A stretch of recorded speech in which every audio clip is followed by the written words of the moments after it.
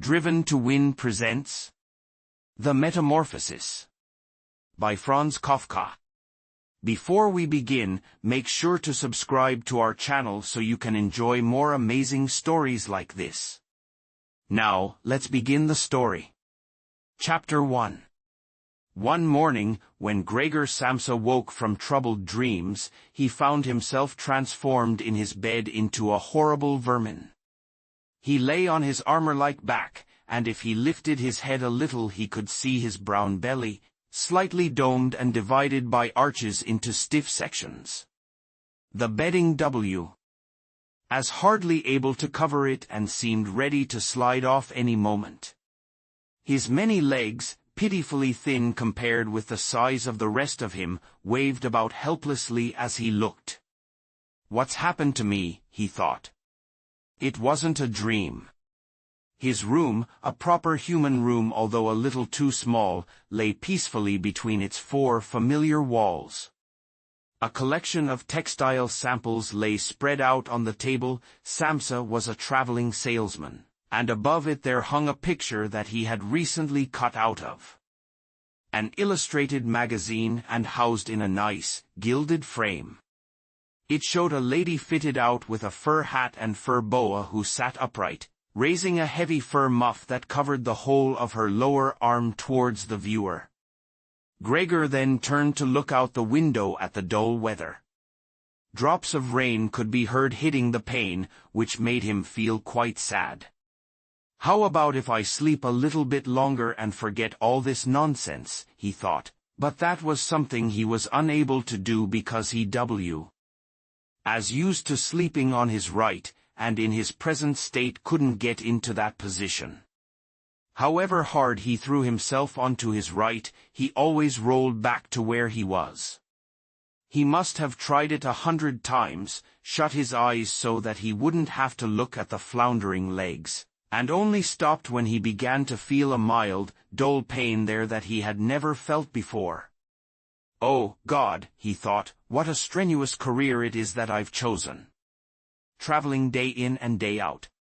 Doing business like this takes much more effort than doing your own business at home, and on top of that there's the curse of traveling, worries about making train connections, bad and irregular food, contact with different people all the time so that you can never get to know anyone or become friendly with them. It can all go to hell." He felt a slight itch up on his belly, pushed himself slowly up on his back towards the headboard so that he could lift his head better, found where the itch was, and saw it was covered with lots of little white spots which he didn't know what to make of, and when he tried to feel the place with one of his legs he drew it quickly back because as soon as he touched it he was overcome by a cold shudder. He slid back into his former position. "Getting up early all the time," he thought, "it makes you stupid. You've got to get enough sleep. Other traveling salesmen live a life of luxury. For instance, whenever I go back to the guest house during the morning to pay out the contract, these gentlemen are always still sitting there eating their breakfasts. I ought to just try that with my boss. I'd get kicked out on the spot. But who knows, maybe that would be the best thing for me. If I didn't have my parents to think about, I'd have given in my notice a long time ago. I'd have gone up to the boss and told him just what I think, tell him everything I would, let him know just what I feel. He'd fall right off his desk. And it's a funny sort of business to be sitting up there at your desk, talking down at your subordinates from up there, especially when you have to go right up close because the boss is hard of hearing. Well, there's still some hope. Once I've got the money together to pay off my parents' debt to him, another 5 or 6 years I suppose, that's definitely what I'll do. That's when I'll make the big change. First of all though, I've got to get up, my train leaves at 5. And he looked over at the alarm clock, ticking on the chest of drawers. God in heaven, he thought. It was 6:30 and the hands were quietly moving forwards. It was even later than past, more like 6:45. Had the alarm clock not rung? He could see from the bed that it had been set for 4 o'clock as it should have been. It certainly must have rung. Yes, but was it possible to quietly sleep through that furniture-rattling noise? True, he had not slept peacefully, but probably all the more deeply because of that. What should he do now? The next train went at 7. If he were to catch that, he would have to rush like mad, and the collection of samples was still not packed, and he did not at all feel particularly fresh and lively. And even if he did catch the train, he would not avoid his boss's anger, as the office assistant would have been there to see the 5 o'clock train go. He would have put in his report about Gregor's not being there a long time ago. The office assistant was the boss's man, spineless, and with no understanding. What about if he reported sick? But that would be extremely strained and suspicious, as in 5 years of service Gregor had never once yet been ill. His boss would certainly come round with the doctor from the medical insurance company, accuse his parents of having a lazy son, and accept the doctor's recommendation not to make any claim, as the doctor believed that no one was ever ill but that many were work-shy. And what's more, would he have been entirely wrong in this case? Gregor did in fact, apart from excessive sleepiness after sleeping for so long, feel completely well, and even felt much hungrier than usual. He was still hurriedly thinking all this through, unable to decide to get out of the bed, when the clock struck 7:15. There was a cautious knock at the door near his head. "Gregor," somebody called. It was his mother. "It's 7:15. Didn't you want to go somewhere?" That gentle voice. Gregor was shocked when he heard his own voice answering. It could hardly be recognized as the voice he had had before. As if from deep inside him, there was a painful and uncontrollable squeaking mixed in with it. The words could be made out at first, but then there was a sort of echo which made them unclear, leaving the hearer unsure whether he had heard properly or not. Gregor had wanted to give a full answer and explain everything, but in the circumstances contented himself with saying, "Yes, Mother, yes, thank you, I'm getting up now." The change in Gregor's voice probably could not be noticed outside through the wooden door, as his mother was satisfied with this explanation and shuffled away.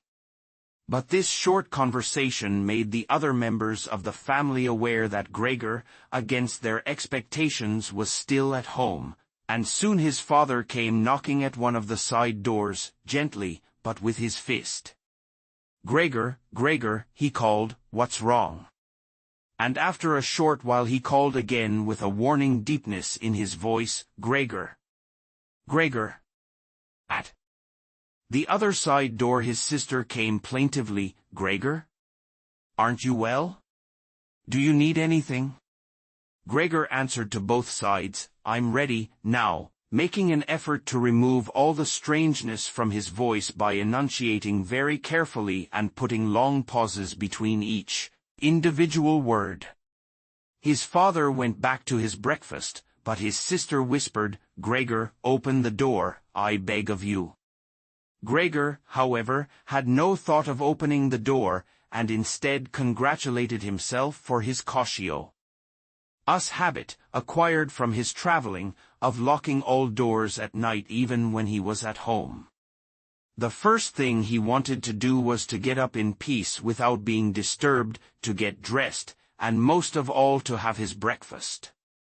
Only then would he consider what to do next, as he was well aware that he would not bring his thoughts to any sensible conclusions by lying in bed.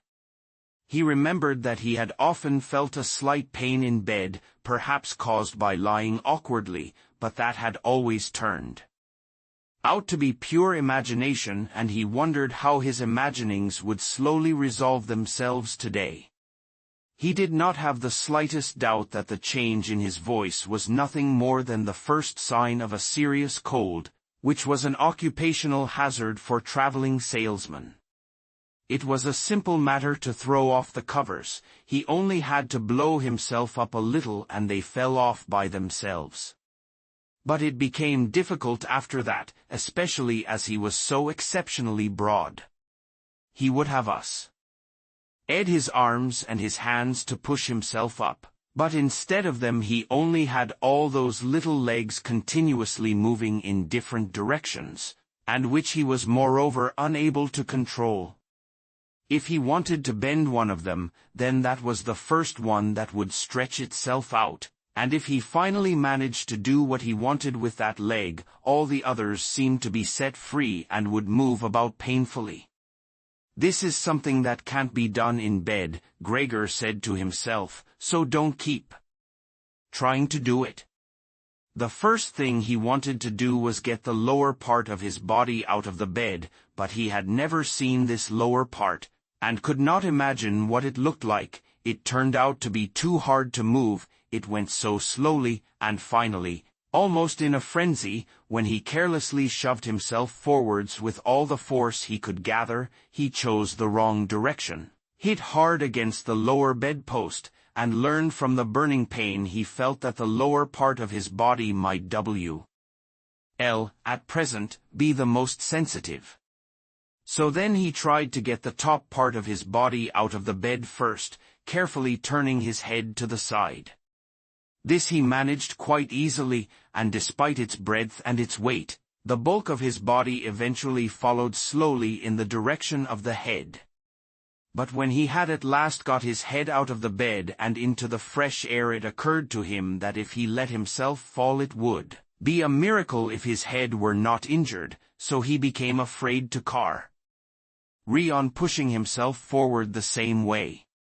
And he could not knock himself out now at any price, better to stay in bed than lose consciousness. It took just as much effort to get back to where he had been earlier, but when he lay there sighing, and was once more watching his legs as they struggled against each other even harder than before, if that was possible, he could think of no way of bringing peace and order to this chaos. He told himself once more that it was not possible for him to stay in bed and that the most sensible thing to do would be to get free of it in whatever way he could at whatever sacrifice.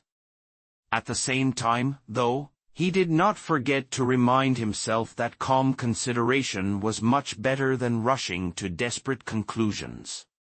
At times like this he would direct his eyes to the window and look out as clearly as he could, but unfortunately, even the other side of the narrow street was enveloped in morning fog and the view had little confidence or cheer to offer him.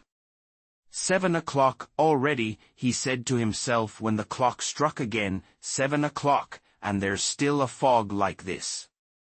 And he lay there quietly a while longer, breathing lightly as if he perhaps expected the total stillness to bring things back to their real and natural state.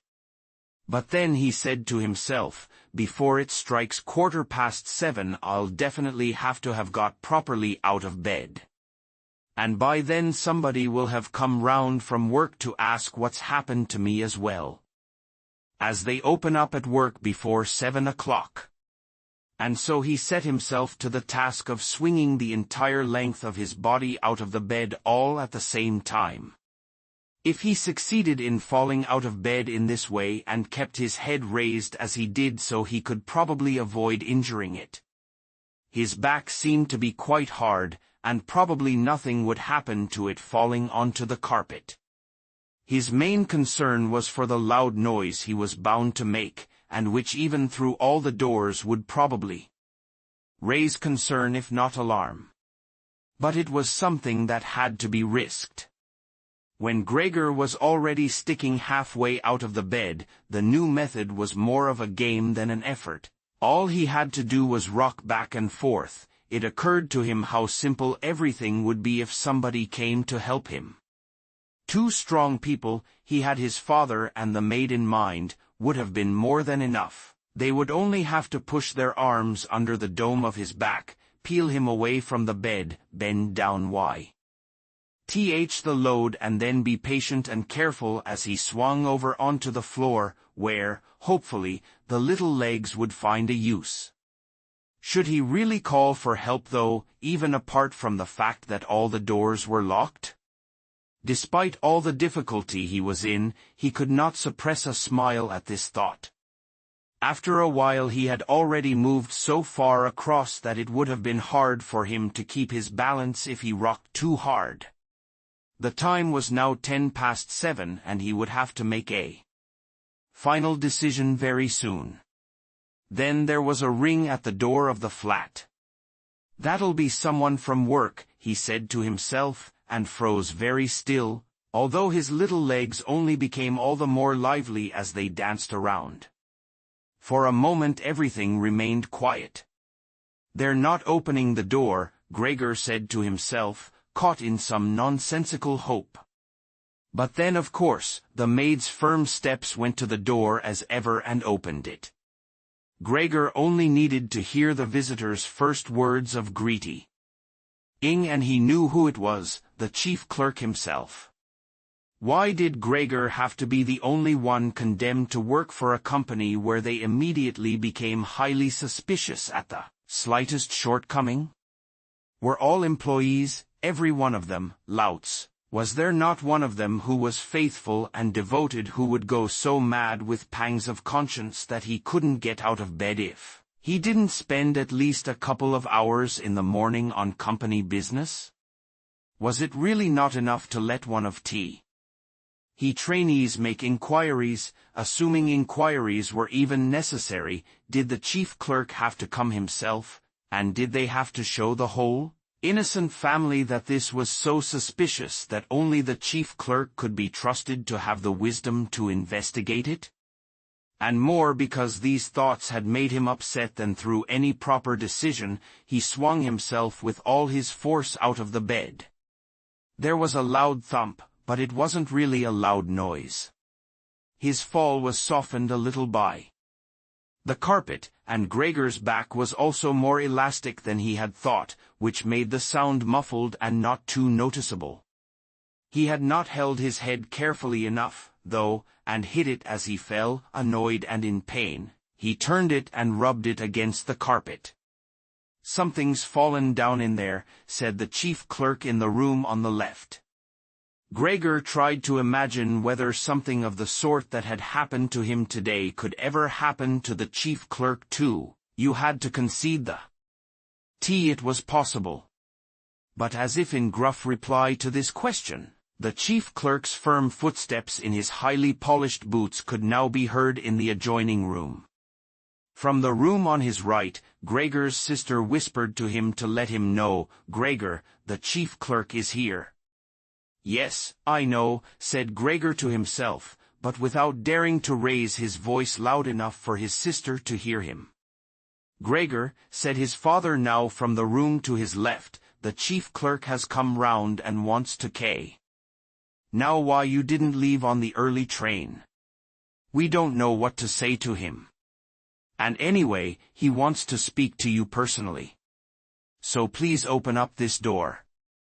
I'm sure he'll be good enough to forgive the untidiness of your room." Then the chief clerk called, "Good morning, Mr. Samsa." "He isn't well," said his mother to the chief clerk, while his father continued to speak through the door. "He isn't well, please believe me.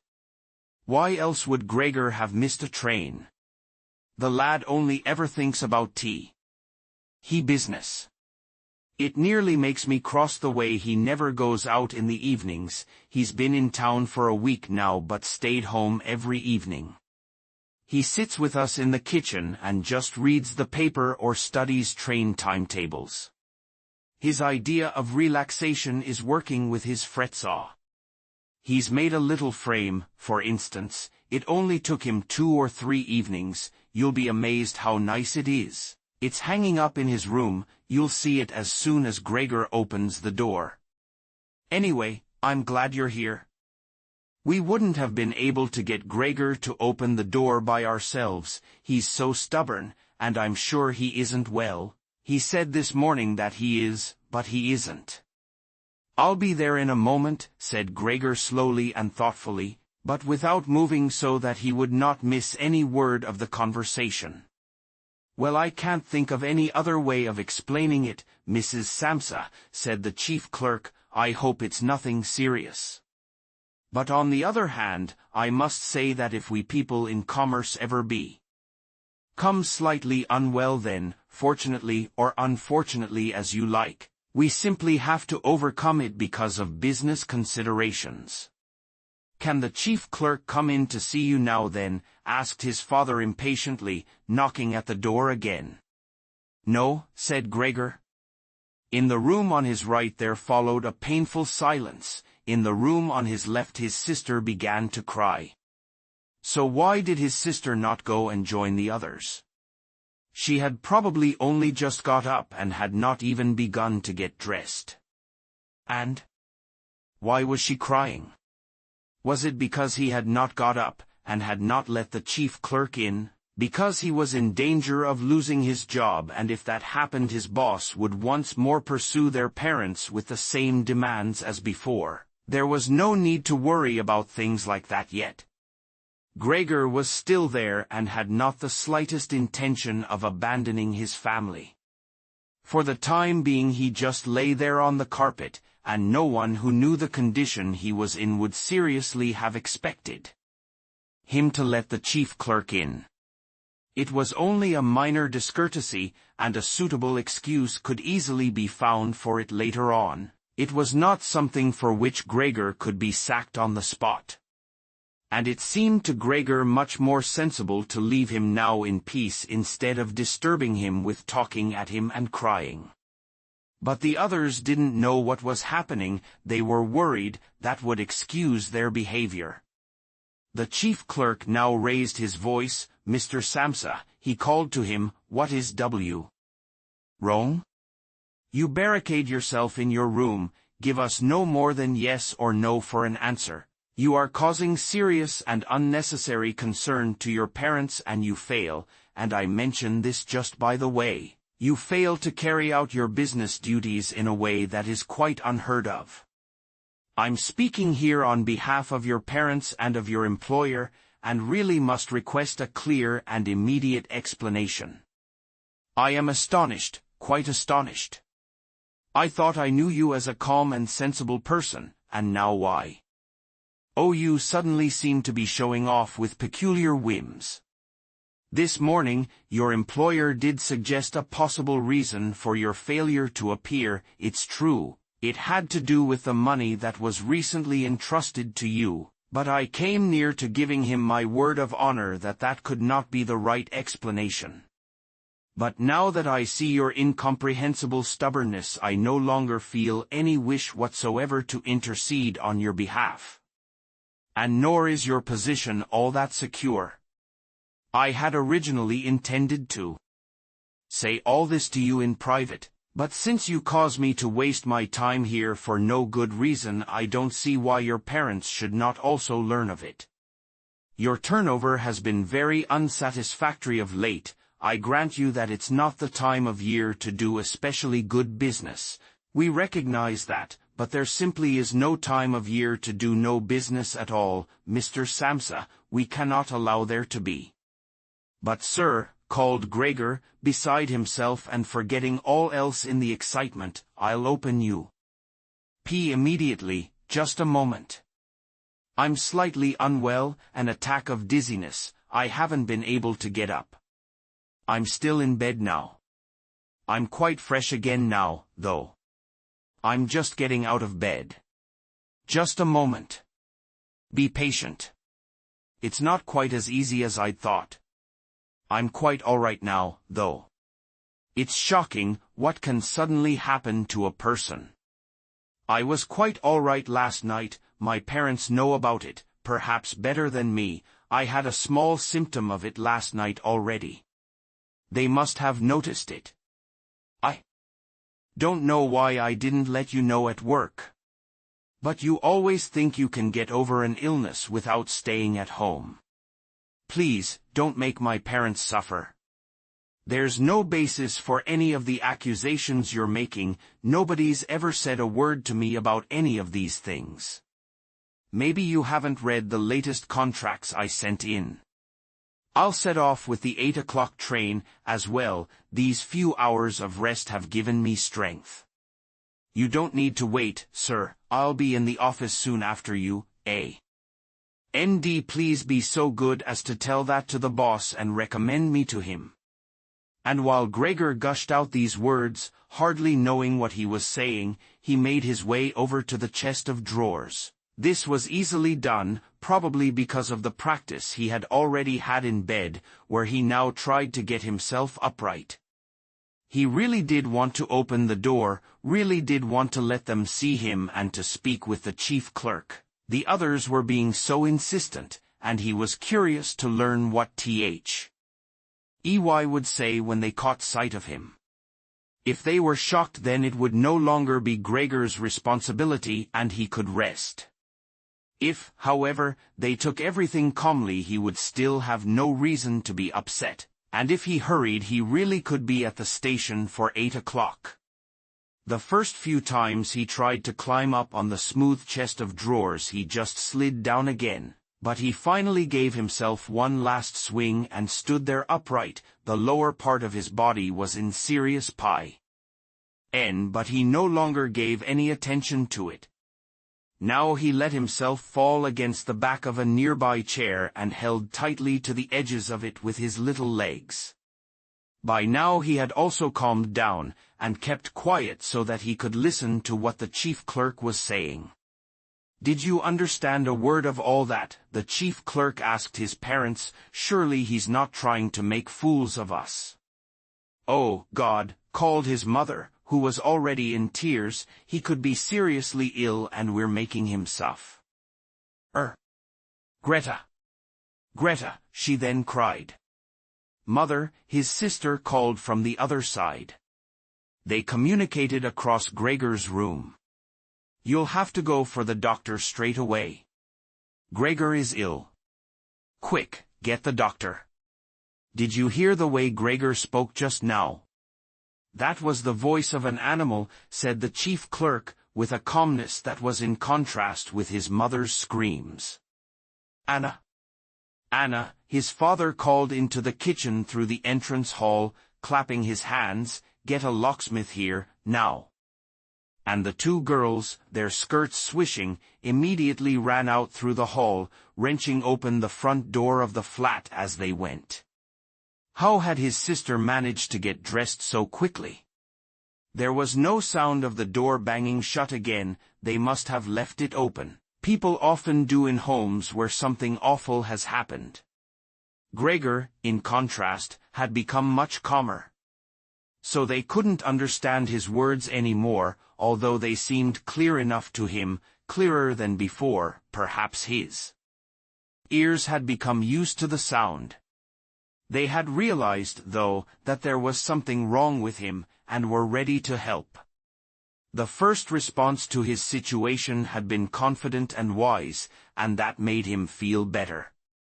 He felt that he had been drawn back in among people, and from the doctor and the locksmith he expected great and surprising achievements, although he did not really distinguish one from the other.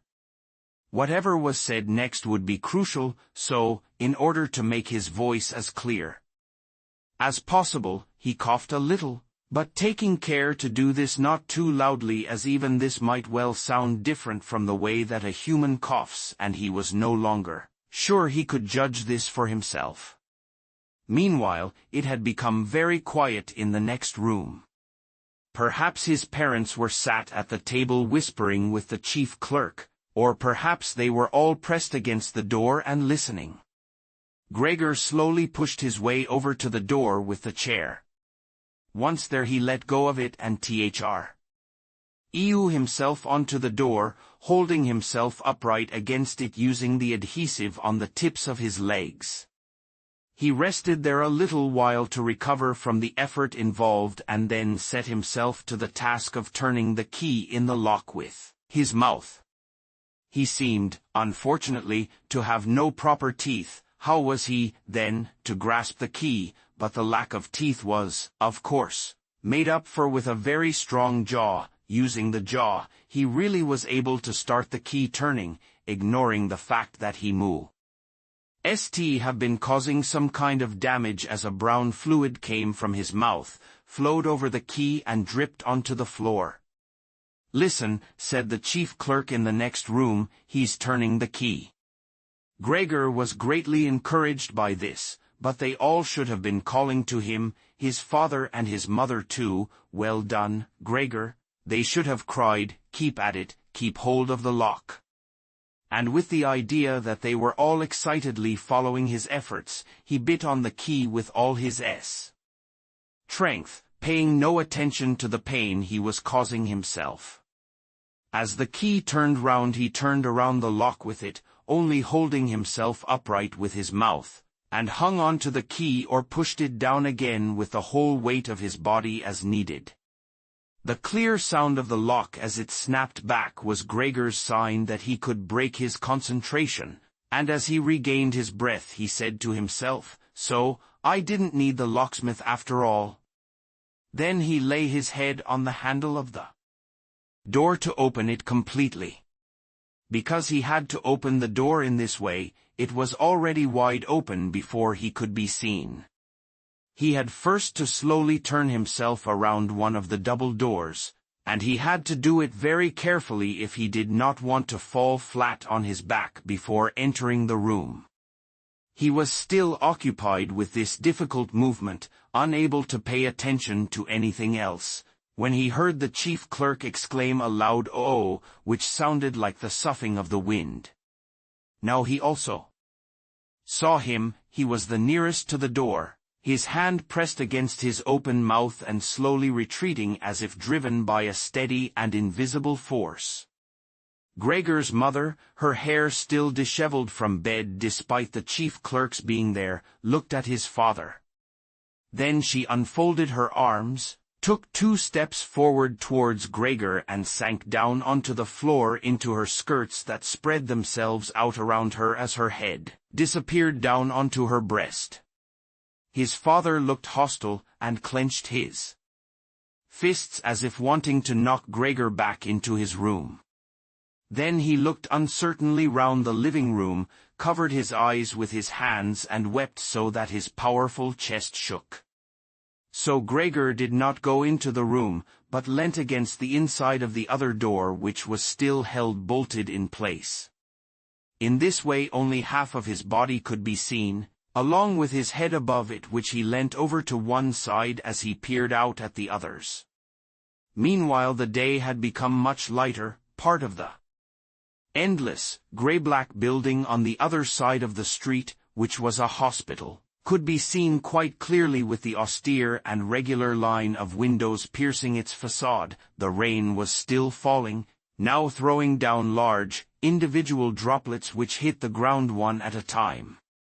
The washing up from breakfast lay on the table. There was so much of it because, for Gregor's father, breakfast was the most important meal of the day, and he would stretch it out for several hours as he sat reading a number of different newspapers. On the wall exactly opposite there was a photograph of Gregor when he was a lieutenant in the army, his sword in his hand and a carefree smile on his face as he called forth respect for his uniform and bearing. The door to the entrance hall was open, and as the front door of the flat was also open he could see onto the landing and the stairs, where they began their way down below. "Now, then," said Gregor, well aware that he was the only one to have kept calm, "I'll get dressed straight away now, pack up my samples and set off. Will you please just let me leave? You can see," he said to the chief clerk, "that I'm not stubborn and I like to do my job. Being a commercial traveler is arduous, but without traveling I couldn't earn my living. So where are you going? Into the office?" "Yes." "Will you report everything accurately, then? It's quite possible for someone to be temporarily unable to work, but that's just the right time to remember what's been achieved. Ed in the past and consider that later on, once the difficulty has been removed, he will certainly work with all the more diligence and concentration. You're well aware that I'm seriously in debt to our employer as well as having to look after my parents and my sister, so that I'm trapped in a difficult situation, but I will work my way out of it again. Please don't make things any harder for me than they are already, and don't take sides against me at the office. I know that nobody likes the TR. Avalers. They think we earn an enormous wage as well as having a soft time of it. That's just prejudice, but they have no particular reason to think better of it. But you, sir, you have a better overview than the rest of the staff, in fact, if I can say this in confidence, a better overview than the boss himself. It's very easy for a businessman like him to make mistakes about his employees and judge them more harshly than he should. And you're also well aware that we travelers spend almost the whole year away from the office, so that we can very easily fall victim to gossip and chance and groundless complaints, and it's almost impossible to defend yourself from that sort of thing. We don't usually even hear about them, or if at all it's when we arrive back home exhausted from a trip, and that's when we feel the harmful effects of what's been going on without even knowing what caused them. Please, don't go away. At least first say something to show that you grant that I'm at least part ly right. But the chief clerk had turned away as soon as Gregor had started to speak and, with protruding lips, only stared back at him over his trembling shoulders as he left. He did not keep still for a moment while Gregor was speaking, but moved steadily towards the door without taking his eyes off him. He moved very gradually, as if there had been some secret prohibition on leaving the room. It was only when he had reached the entrance hall that he made a sudden movement, drew his foot from the living room, and rushed forward in a panic. In the hall, he stretched his right hand far out towards the stairway as if out there were some supernatural force waiting to save him. Gregor realized that it was out of the question to let the chief clerk go away in this mood if his position in the firm was not to be put into extreme danger. That was something his parents did not understand very well. Over the years, they had become convinced that this job would provide for Gregor for his entire life, and besides, they had so much to worry about at present that they had lost sight of any thought for the future. Gregor, though, did think about the future.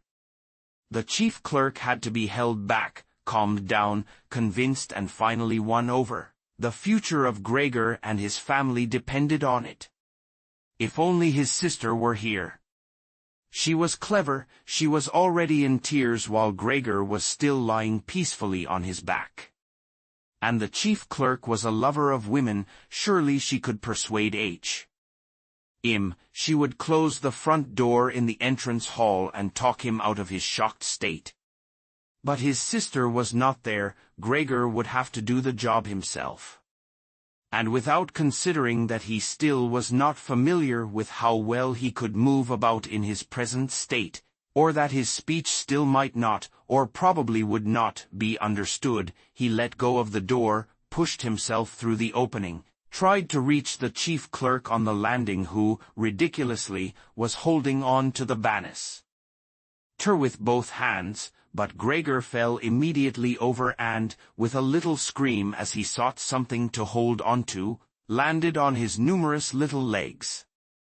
Hardly had that happened than, for the first time that day, he began to feel all right with his body. The little legs had the solid ground under them. To his pleasure, they did exactly as he told them. They were even making the effort to carry him where he wanted to go, and he was soon believing that all his sorrows would soon be finally at an end.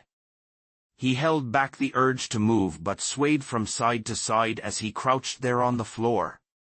His mother was not far away in front of him and seemed, at first, quite engrossed in herself. But then she suddenly jumped up with her arms outstretched and her fingers spread shouting, "Help, for pity's sake, help." The way she held her head suggested she wanted to see Gregor better, but the unthinking way she was hurrying backwards showed that she did not. She had forgotten that the table was behind her with all the breakfast things on it. When she reached the table, she sat quickly down on it without knowing what she was doing, without even seeming to notice that the coffee pot had been knocked over and a gush of coffee was pouring down onto the carpet. "Mother, mother," said Gregor gently, looking up at her. He had completely forgotten the chief clerk for the moment, but could not help himself snapping in the air with his jaws at the sight of the flow of coffee. That set his mother screaming. Minga knew. She fled from the table and into the arms of his father as he rushed towards her. Gregor, though, had no time to spare for his parents now. The chief clerk had already reached the stairs. With his chin on the banister, he looked back for the last time. Gregor made a run for him. He wanted to be sure of reaching him. The chief clerk must have expected something, as he leapt down several steps at once and disappeared, his shouts resounding all around the staircase. The flight of the chief clerk seemed, unfortunately, to put Gregor's father into a panic as well. Until then he had been relatively self-controlled, but now, instead of running after the chief clerk himself, or at least not impeding Gregor as he ran after him, Gregor's father seized the chief clerk's stick in his right hand. The chief clerk had left it behind on a chair, along with his hat and overcoat, picked up a large newspaper from the table with his left, and used them to drive Gregor back into his room, his foot at him as he went. Gregor's appeals to his father were of no help. His appeals were simply not understood. However much he humbly turned his head, his father merely stamped his foot all the harder. Across the room, despite the chilly weather, Gregor's mother had pulled open a window, leant far out of it and pressed her hands to her face. A strong draught of air flew in from the street towards the stairway. The curtains flew up, the newspapers on the table fluttered, and some of them air blown onto the floor. Nothing would stop Gregor's father as he drove him back, making hissing noises at him like a wild man. Gregor had never had any practice in moving backwards and was only able to go very slowly. If Gregor had only been allowed to turn round, he would have been back in his room straight away, but he was afraid that if he took the time to do that, his father would become impatient, and there was the threat of a lethal blow to his back or head from the stick in his father's at any moment. Eventually, though, Gregor realized that he had no choice as he saw, to his disgust, that he was quite incapable of going backwards in a straight line, so he began, as quickly as possible and with frequent anxious glances at his father, to turn himself round. It went very slowly, but perhaps his father was able to see his good intentions as he did nothing to hinder him. In fact, now and then he used the tip of his stick to give directions from a distance as to which way to turn. If only his father would stop that unbearable hissing. It was making Gregor quite confused. When he had nearly finished turning round, still listening to that hissing, he made a mistake and turned himself back a little the way he had just come. He was pleased when he finally had his head in front of the doorway, but then saw that it was too narrow, and his body was too broad to get through it without further difficulty. In his present mood, it obviously did not occur to his father to open the of the double doors so that Gregor would have enough space to get through. He was merely fixed on the idea that Gregor should be got back into his room as quickly as possible. Nor would he ever have allowed Gregor the time to get himself upright as preparation for getting through the doorway. What he did, making more noise than ever, was to drive Gregor forwards all the harder as if there had been nothing in the way. It sounded to Gregor as if there was now more than one father behind him. It was not a pleasant experience, and Gregor pushed himself into the doorway without regard for what might happen. One side of his body lifted itself, he lay at an angle in the doorway, one flank scraped on the white door and was painfully injured, leaving vile brown flecks on it. Soon he was stuck fast and would not have been able to move at all by himself. The little legs along one side hung quivering in the air while those on the other side were pressed painfully against the ground. Then his F.A. there gave him a hefty shove from behind which released him from where he was held and sent him flying, and heavily bleeding, deep into his room. The door was slammed shut with the stick, then, finally, all was quiet. Chapter 2. It was not until it was getting dark that evening that Gregor awoke from his deep and coma-like sleep. He would have woken soon afterwards anyway even if he hadn't been disturbed, as he had had enough sleep and felt fully rested. But he had the impression that some hurried steps and the sound of the door leading into the front room being carefully shut had woken him.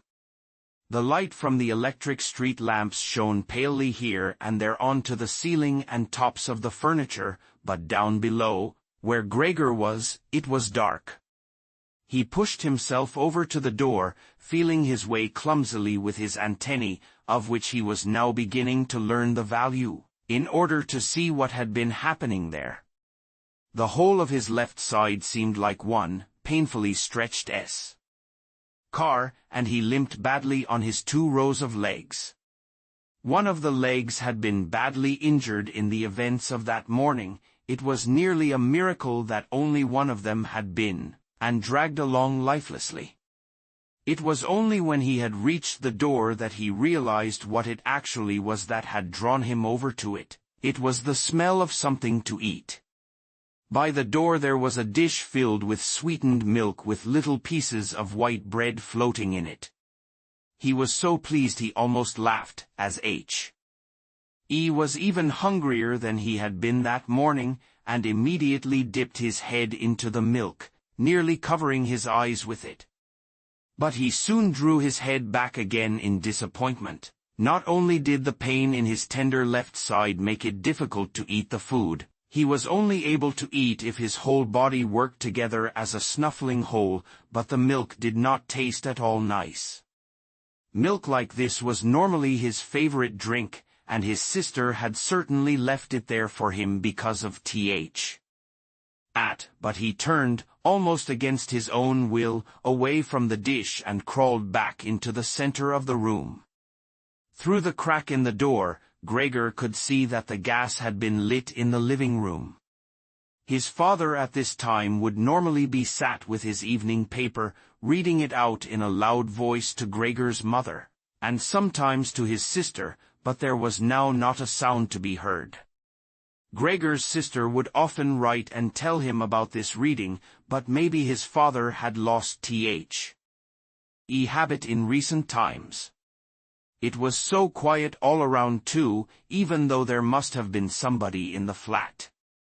What a quiet life it is the family lead, said Gregor to himself, and, gazing into the darkness, felt a great pride that he was able to provide a life like that in such a nice home for his sister and parents.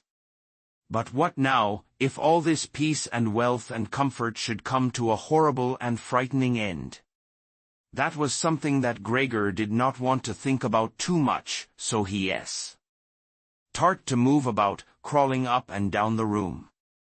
Once during that long evening, the door on one side of the room was opened very slightly and hurriedly closed again. Later on the door on the other side did the same. It seemed that someone needed to enter the room but thought better of it. Gregor went and waited immediately by the door, resolved either to bring the timorous visitor into the room in some way or at least to find out who it was. But the door was open no more that night and Igor waited in vain.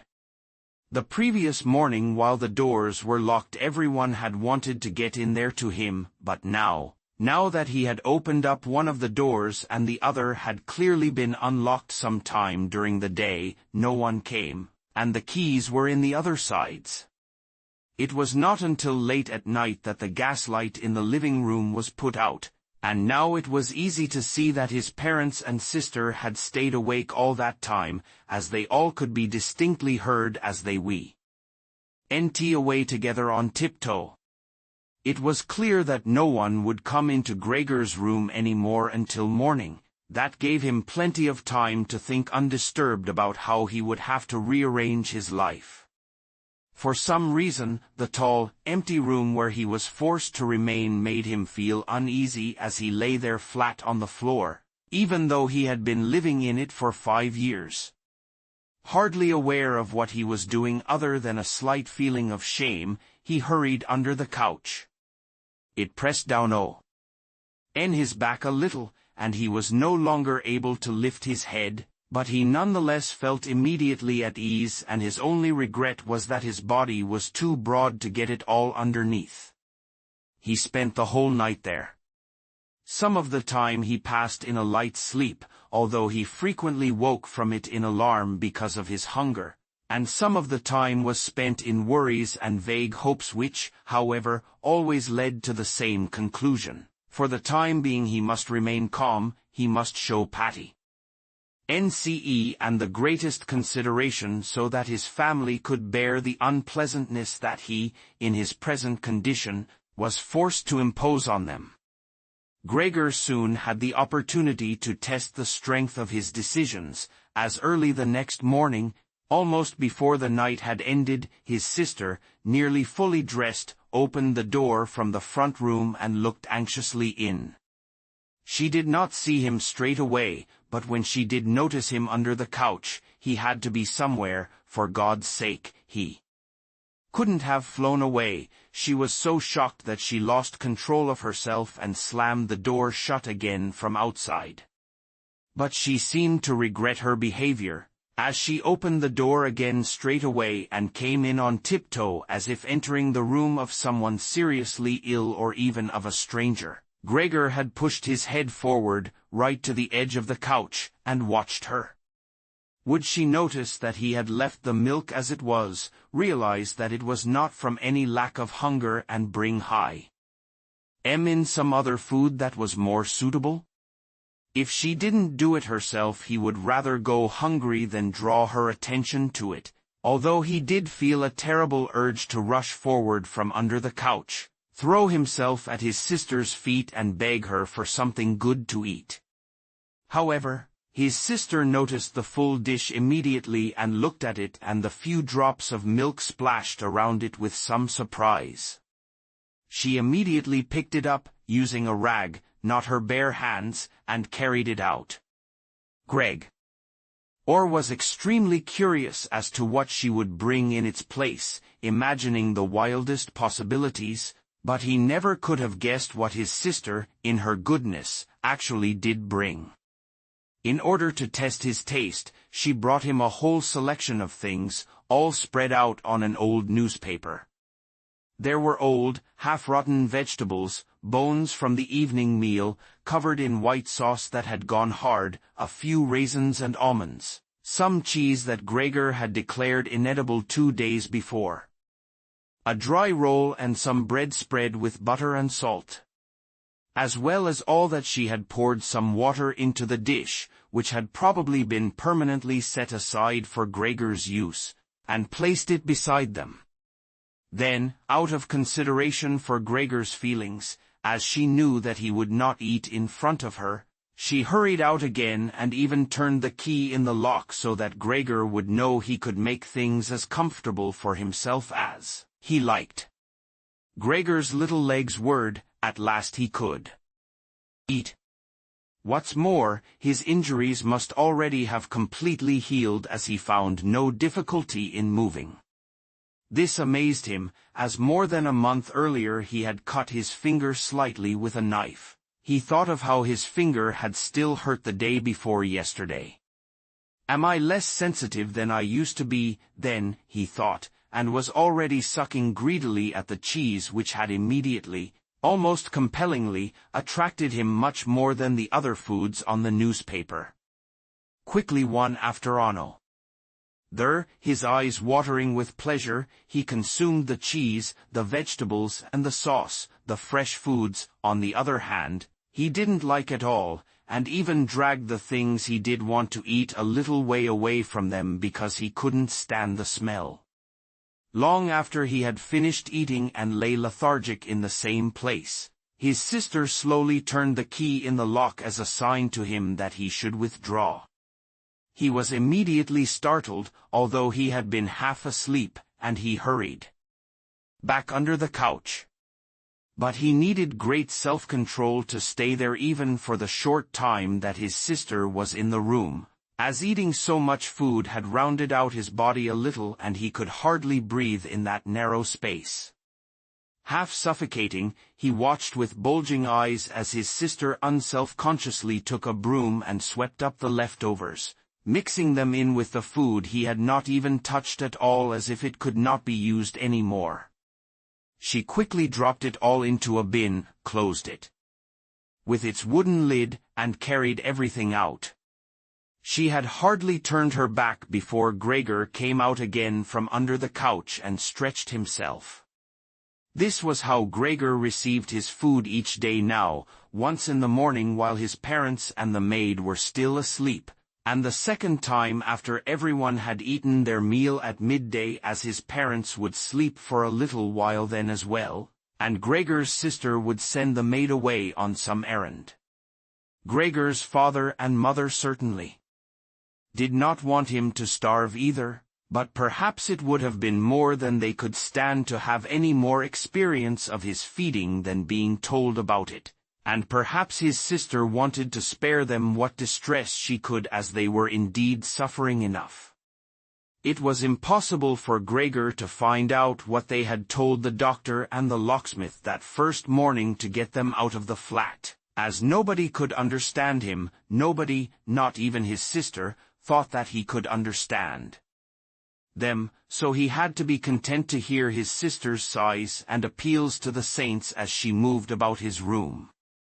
It was only later, when she had become a little more used to everything, there was, of course, no question of her ever becoming fully used to the situation, that Gregor would sometimes catch a friendly comment, or at least a comment that could be construed as friendly. "He's enjoyed his dinner today," she might say when he had diligently cleared away all the food left for him, or if he left most of it, which slowly became more and more frequent, she would often say, sadly, "Now everything's just been left there again." Although Gregor wasn't able to hear any news directly, he did listen to much of what was said in the next rooms, and whenever he heard anyone speaking he would scurry straight to the appropriate door and press his whole body against it. There was seldom any conversation, especially at first, that was not about him in some way, even if only in secret. For 2 days, all the talk at every mealtime was about what they should do now, but even between meals they spoke about the same subject, as there were always at least 2 members of the family at home. Nobody wanted to be at home by themselves, and it was out of the question to leave the flat entirely empty. And on the very first day the maid had fallen to her knees and begged Gregor's mother to let her go without delay. It was not very clear how much she knew of what had happened, but she left within a quarter of an hour, tearfully thanking Gregor's mother for her dismissal as if she had done her an enormous service. She even swore emphatically not to tell anyone the slightest about what had happened, even though no one had asked that of her. Now Gregor's sister also had to help his mother with the cooking, although that was not so much bother as no one ate very much. Gregor often heard how one of them would unsuccessfully urge another to eat, and receive no more answer than "No thanks, I've had enough," or something similar. No one drank very much either. His sister would sometimes ask his father whether he would like a beer, hoping for the chance to go and fetch it herself. When his father then said nothing, she would add, so that he would not feel selfish, that she could send the housekeeper for it, But then his father would close the matter with a big, loud "oh no," and no more would be said. Even before the first day had come to an end, his father had explained to Gregor's mother and sister what their finances and prospects were. Now and then he stood up from the table and took some receipt or document from the little cash box he had saved from his business, when it had collapsed 5 years earlier. Gregor heard how he opened the complicated lock and then closed it again after he had taken the item he wanted. What he heard his father say was some of the first good news that Gregor heard since he had first been incarcerated in his room. He had thought that nothing at all remained from his father's business, at least he had never told him anything different, and Gregor had never asked him about it anyway. Their business misfortune had reduced the family to a state of total despair, and Gregor's only concern at that time had been to arrange things so that they could all forget about it as quickly as possible. So then he started working especially hard, with a fiery vigor that raised him from a junior salesman to a traveling representative almost overnight, bringing with it the chance to earn money in quite different ways.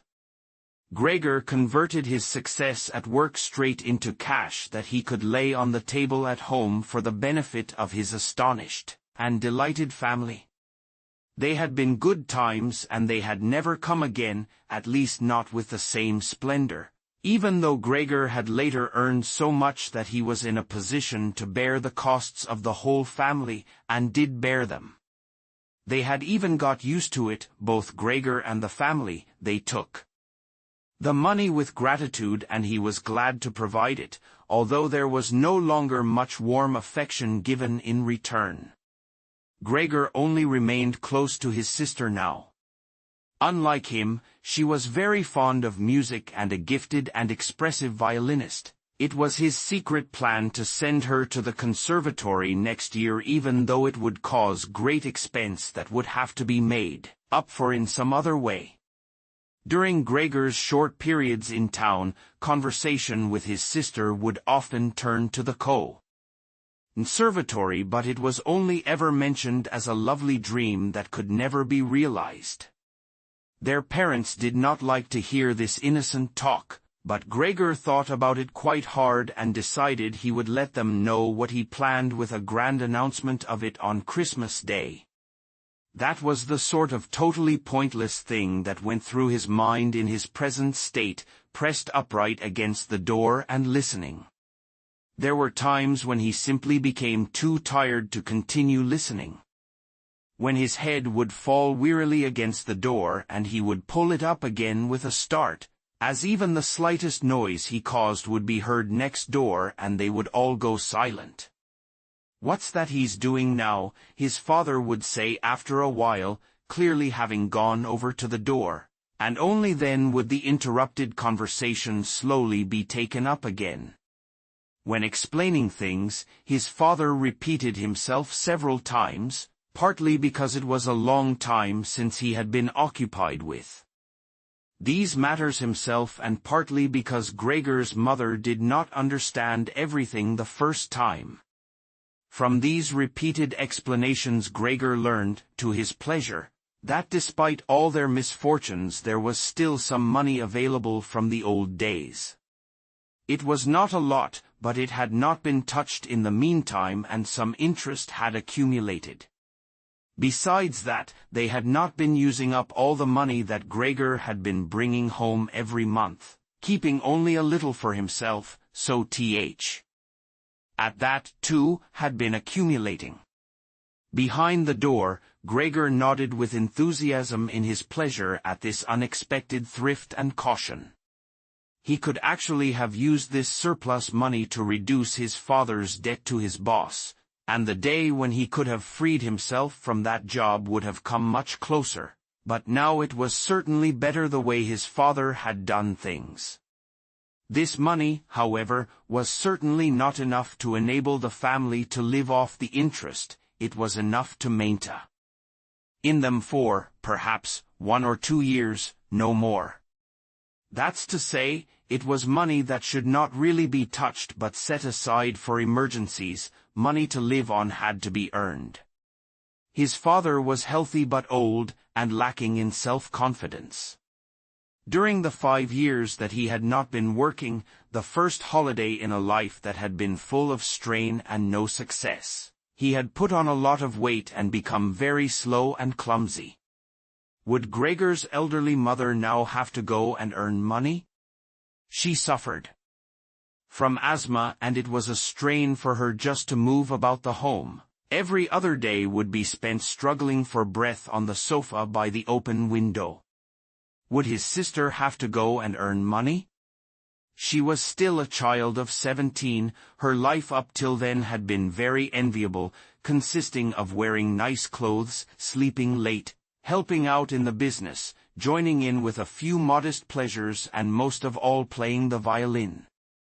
Whenever they began to talk of the need to earn money, Gregor would always first let go of the door and then throw himself onto the cool, leather sofa next to it, as he became quite hot with shame and regret.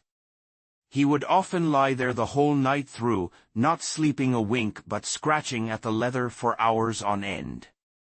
Or he might go to all the effort of pushing a chair to the window, climbing up onto the sill and, propped up in the chair, leaning on the window to stare out of it.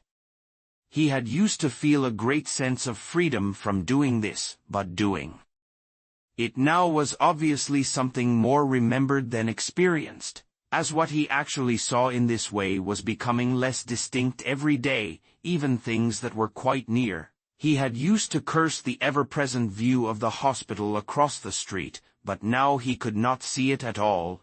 And if he had not known that he lived in Charlottenstrasse, which was a quiet street despite being in the middle of the city, he could have thought that he was looking out the window at a barren waste where the grey sky and the grey earth mingled inseparably. His observant sister only needed to notice the chair twice before she would always push it back to its exact position by the window, after she had tidied up the room, and even left the inner pane of the window open from then on. If Gregor had only been able to speak to his sister and thank her for all that she had to do for him, it would have been easier for him to bear it, but as it was, it caused him pain. His sister, naturally, tried as far as possible to pretend there was nothing burdensome about it, and the longer it went on, of course, the better she was able to do so, but as time went by, Gregor was also able to see through it all so much better. It had even become very unpleasant for him, now, whenever she entered the room. No sooner had she come in than she would quickly close the door as a precaution so that no one would have to suffer the view into Gregor's room. Then she would go straight to the window and pull it hurriedly open, almost as if she were suffocating. Even if it was cold, she would stay at the window breathing deeply for a little while. She would alarm Gregor twice a day with this running about and noise-making. He would stay under the couch shivering the whole while, knowing full well that she would certainly have liked to spare him this ordeal, but it was impossible for her to be in the same room with him with the windows closed. One day, about a month after Gregor's transformation, when his sister no longer had any particular reason to be shocked at his appearance, she came into the room a little earlier than usual and found him still staring out the window, motionless, and just where he would be most horrible. In itself, his sister's not coming into the room would have been no surprise for Gregor, as it would have been difficult for her to immediately open the window while he was still there, but not only did she not come in, she went straight back and closed the door behind her. A stranger would have thought he had threatened her and tried to bite her. Gregor went straight to hide himself under the couch, of course, but he had to wait until midday before his sister came back, and she seemed much more uneasy than usual.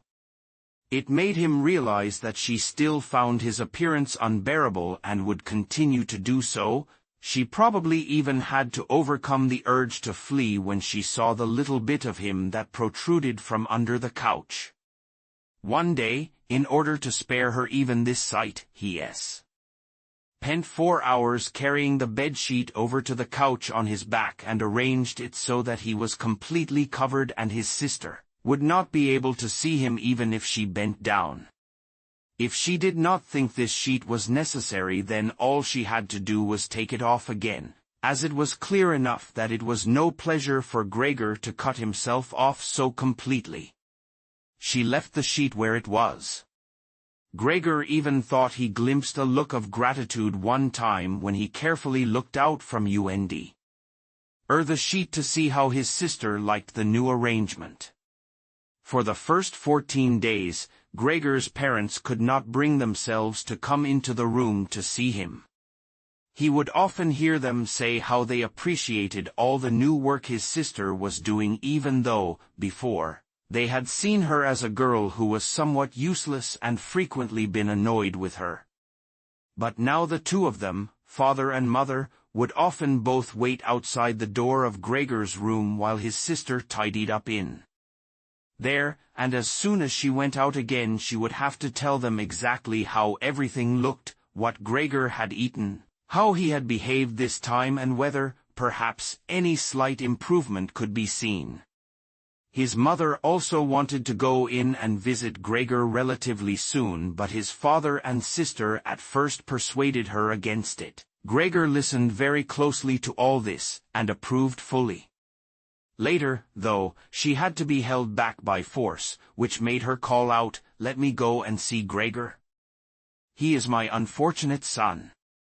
Can't you understand I have to see him?" And Gregor would think to himself that maybe it would be better if his mother came in, not every day of course, but one day a week, perhaps. She could understand everything much better than his sister who, for all her courage, was still just a child after all, and really might not have had an adult's appreciation of the burdensome job she had taken on. Gregor's wish to see his mother was soon realized. Out of consideration for his parents, Gregor wanted to avoid being seen at the window during the day. The few square meters of the floor did not give him much room to crawl about. It was hard to just lie quietly through the night. His food soon stopped giving him any pleasure at all, and so, to entertain himself, he got into the habit of crawling up and down the walls and ceiling. He was especially fond of hanging from the ceiling. It was quite different from lying on the floor. He could breathe more freely, his body add a light swing to it, and up there, relaxed and almost happy, it might happen that he would surprise even himself by letting go of the ceiling and landing on the floor with a crash. But now, of course, he had far better control of his body than before, and, even with a fall as great as that, caused himself no damage. Very soon his sister noticed Gregor's new way of entertaining himself. He had, after all, left traces of the adhesive from his feet as he crawled about, and got it into her head to make it as easy as possible for him by removing the furniture that got in his way, especially the chest of drawers and the desk. Now, this was not something that she would be able to do by herself. She did not dare to ask for help from her father. The 16-year-old maid had carried on bravely since the cook had left, but she certainly would not have helped in this. She had even asked to be allowed to keep the kitchen locked at all times and never to have to open the door unless it was a special why important, so his sister had no choice but to choose some time when Gregor's father was not there and fetch his mother to help her. As she approached the room, Gregor could hear his mother express her joy, but once at the door she went silent. First, of course, his sister came in and looked round to see that everything in the room was all right, and only then did she let her mother enter. Gregor had hurriedly pulled the sheet down lower over the couch and put more folds into it so that everything really looked as if it had just been thrown down by chance. Gregor also refrained, this time, from spying out from under the sheet. He gave up the chance to see his mother until later and was simply glad that she had come. "You can come in, he can't be seen," said his sister, obviously leading her in by the hand. The old chest of drawers was too heavy for a pair of feeble women to be heaving about, but Gregor listened as they pushed it from its place, his sister always taking on the heaviest part of the work for herself and ignoring her mother's warnings that she would strain herself. This lasted a very long time. After laboring at it for 15 minutes or more, his mother said it would be better to leave the chest where it was. For one thing, it was too heavy for them to get the job finished before Gregor's father got home, and leaving it in the middle of the room it would be in his way even more, and for another thing, it wasn't even sure that taking the furniture away would really be any help to him. She thought just the opposite. The sight of the bare walls saddened her right to her heart, and why wouldn't Gregor feel the same way about it? He'd been used to this furniture in his room for a long time, and it would make him feel abandoned to be in an empty room like that.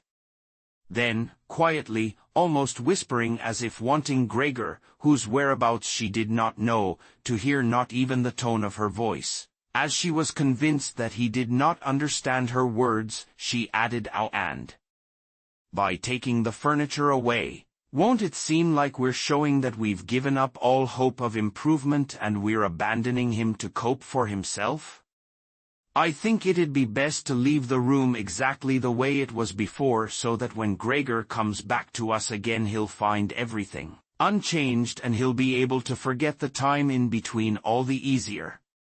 Hearing these words from his mother made Gregor realize that the lack of any direct human communication, along with the monotonous life led by the family during these 2 months, must have made him confused. He could think of no other way of explaining to himself why he had seriously wanted his room emptied out.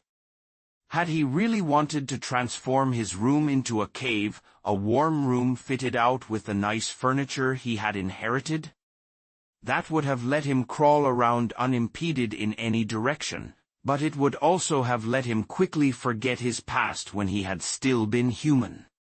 He had come very close to forgetting, and it had only been the voice of his mother, unheard for so long, that had shaken him out of it. Nothing should be removed, everything had to stay. He could not do without the good influence the furniture had on his condition, and if the furniture made it difficult for him to crawl about mindlessly, that was not a loss but a great advantage.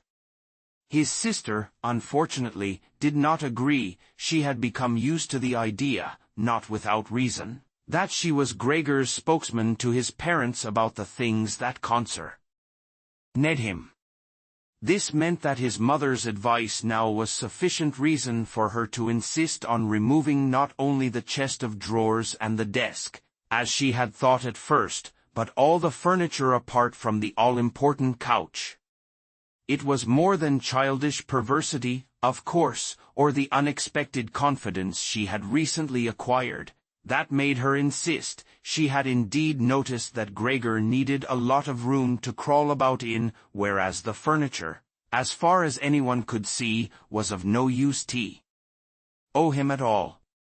Girls of that age, though, do become enthusiastic about things and feel they must get their way whenever they can. Perhaps this was what tempted Greta to make Gregor's situation seem even more shocking than it was, so that she could do even more for him. Greta would probably be the only one who would dare enter a room dominated by Gregor crawling about the bare walls by himself. So she refused to let her mother dissuade her.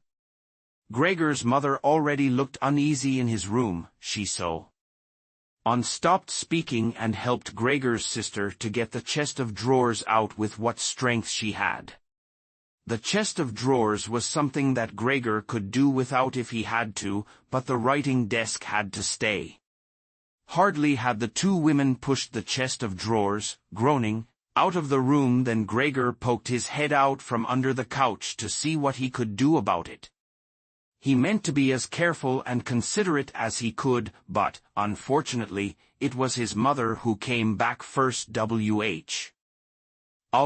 in the next room had her arms round the chest, pushing and pulling at it from side to side by herself without, of course, moving it an inch. His mother was not used to the sight of Gregor. He might have made her ill, so Gregor hurried backwards to the far end of the couch. In his startlement, though, he was not able to prevent the sheet at its front from moving a little. It was enough to attract his mother's attention. She stood very still, remained there a moment, and then went back. To Greta. Gregor kept trying to assure himself that nothing unusual was happening. It was just a few pieces of furniture being moved after all, but he soon had to admit that the women going to and fro, their little calls to each other, the scraping of the furniture on the floor, all these things made him feel as if he were being assailed from all sides. With his head and legs pulled in against him and his body pressed to the floor, he was forced to admit to himself that he could not stand of this much longer. They were emptying his room out, taking away everything that was dear to him. They had already taken out the chest containing his fretsaw and other tools. Now they threatened to remove the writing desk with its place clearly worn into the floor, the desk where he had done his homework as a business trainee, at high school, even while he had been at infant school. He really could not wait any longer to see whether the two women's intentions were good. He had nearly forgotten. They were there anyway, as they were now too tired to say anything while they worked, and he could only hear their feet as they stepped heavily on the floor. So, while the women were leant against the desk in the other room catching their breath, he sallied out, changed direction 4 times, not knowing what he should save first before his attention was suddenly caught by the picture on the wall, which was already denuded of everything else that had been on it, of the lady dressed in copious fur. He hurried up onto the picture and pressed himself against its glass. It held him firmly and felt good on his hot belly. This picture, at least, now totally covered by Gregor, would certainly be taken away by no one. He turned his head to face the door into the living room so that he could watch the women when they came back. They had not allowed themselves a long rest and came back quite soon. Greta had put her arm around her mother and was nearly carrying her. "What shall we take now, then?" said Greta, and looked around. Her eyes met those of Gregor on the wall. Perhaps only because her mother was there, she remained calm, bent her face to her so that she would not look round, and said, albeit hurriedly and with a tremor in her voice, "Come on, let's go back in the living room for a while." Gregor could see what Greta had in mind. She wanted to take her mother somewhere safe and then chase him down from the wall. Well, she could certainly try it. He sat unyielding on his picture. He would rather jump at Greta's face. But Greta's words had made her mother quite worried. She stepped to one side, saw the enormous brown patch against the flowers of the wallpaper, and before she even realized it was Gregor that she saw, screamed, "Oh God, oh God!" Arms outstretched, she fell onto the couch as if she had given up everything and stayed there immobile. "Gregor!" shouted his sister, glowering at him and shaking her fist. That was the first word she had spoken to him directly since his transformation. She ran into the other room to fetch some kind of smelling salts to bring her mother out of her faint. Gregor wanted to help too. He could save his picture later, although he stuck fast to the glass and had to pull himself off by force. Then he, too, ran into the next room as if he could advise his sister like in the old days, but he had to just stand behind her doing nothing. She was looking into various bottles. He startled her when she turned round. A bottle fell to the ground and broke. A splinter cut Gregor's face. Some kind of caustic medicine splashed all over him. Now, Without delaying any longer, Greta took hold of all the bottles she could and ran with them into her mother. She slammed the door shut with her foot. So now Gregor was shut out from his mother, who, because of him, might be near to death. He could not open the door if he did not want to chase his sister away, and she had to stay with his mother. There was nothing for him to do but wait, and up. Pressed with anxiety and self-reproach, he began to crawl about. He crawled over everything, walls, furniture, ceiling, and finally in his confusion as the whole room began to spin around him he fell down into the middle of the dinner table. He lay there for a while, numb and immobile. All around him it was quiet. Maybe that was a good sign. Then there was someone at the door. The maid, of course, had locked herself in her kitchen so that Greta would have to go and answer it. His father had arrived home. "What's happened?" were his first words. Greta's appearance must have made everything clear to him.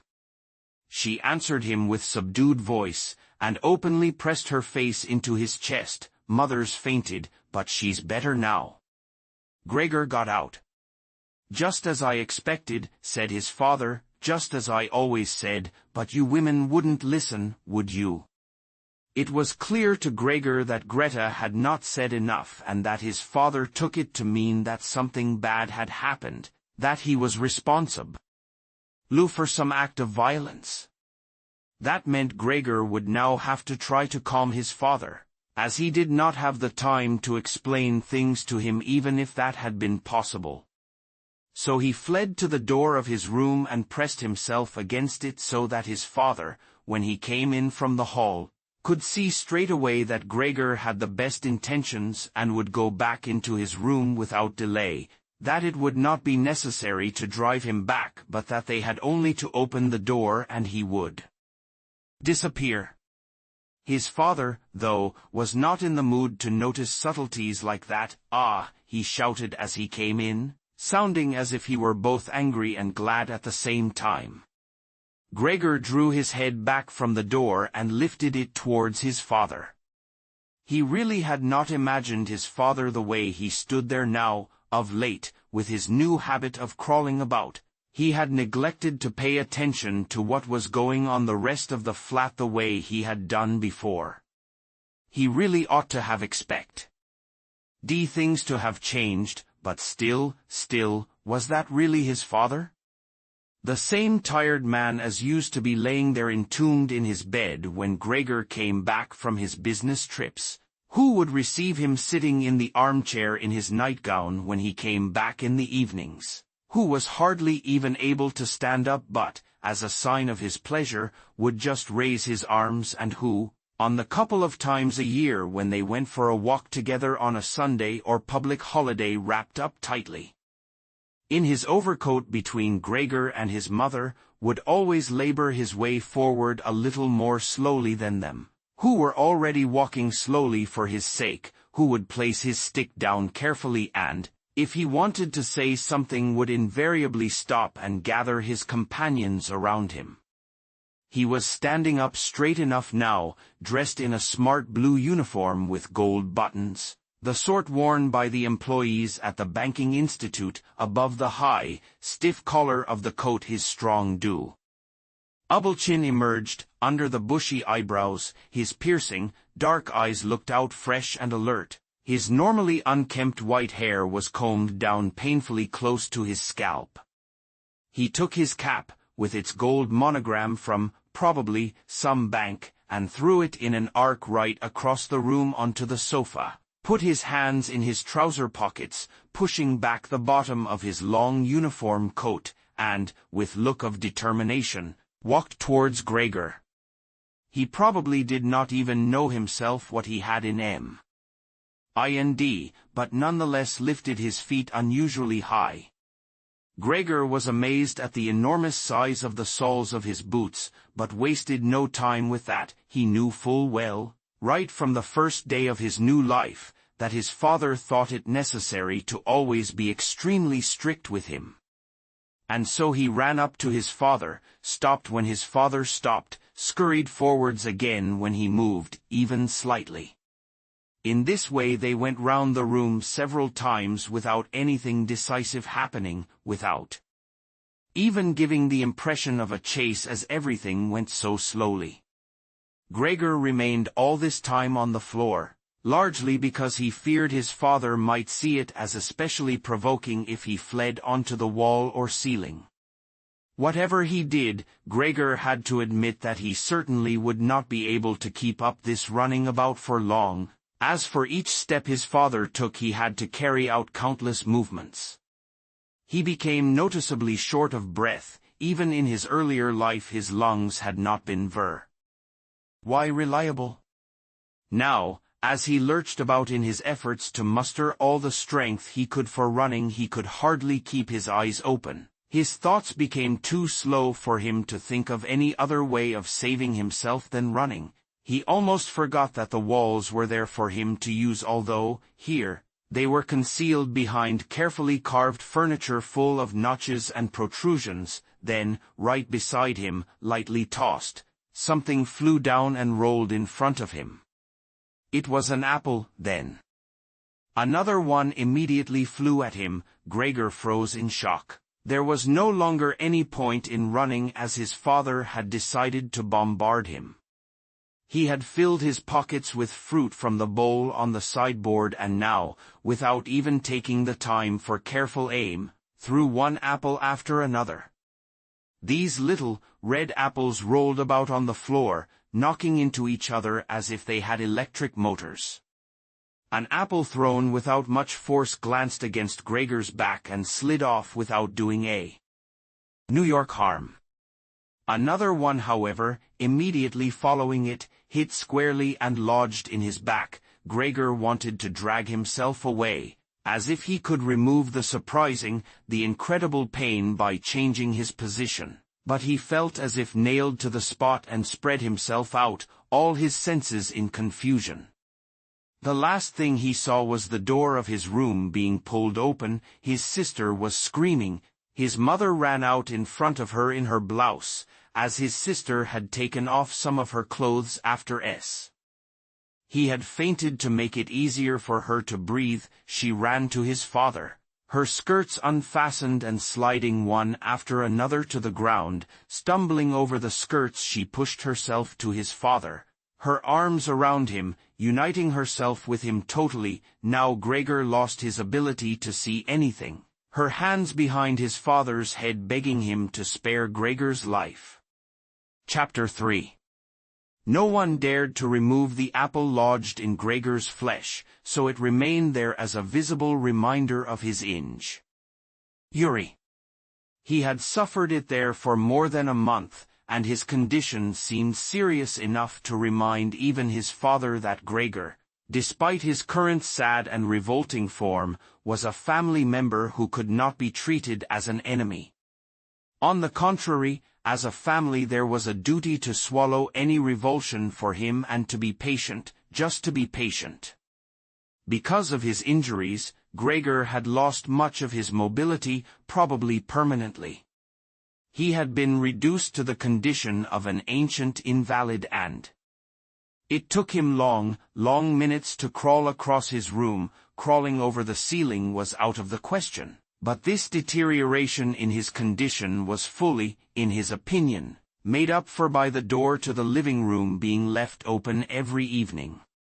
He got into the habit of closely watching it for 1 or 2 hours before it was opened, and then, lying in the darkness of his room where he could not be seen from the living room, he could watch the family in the light of the dinner table and listen to their conversation, with everyone's permission, in a way, and thus quite differently from before.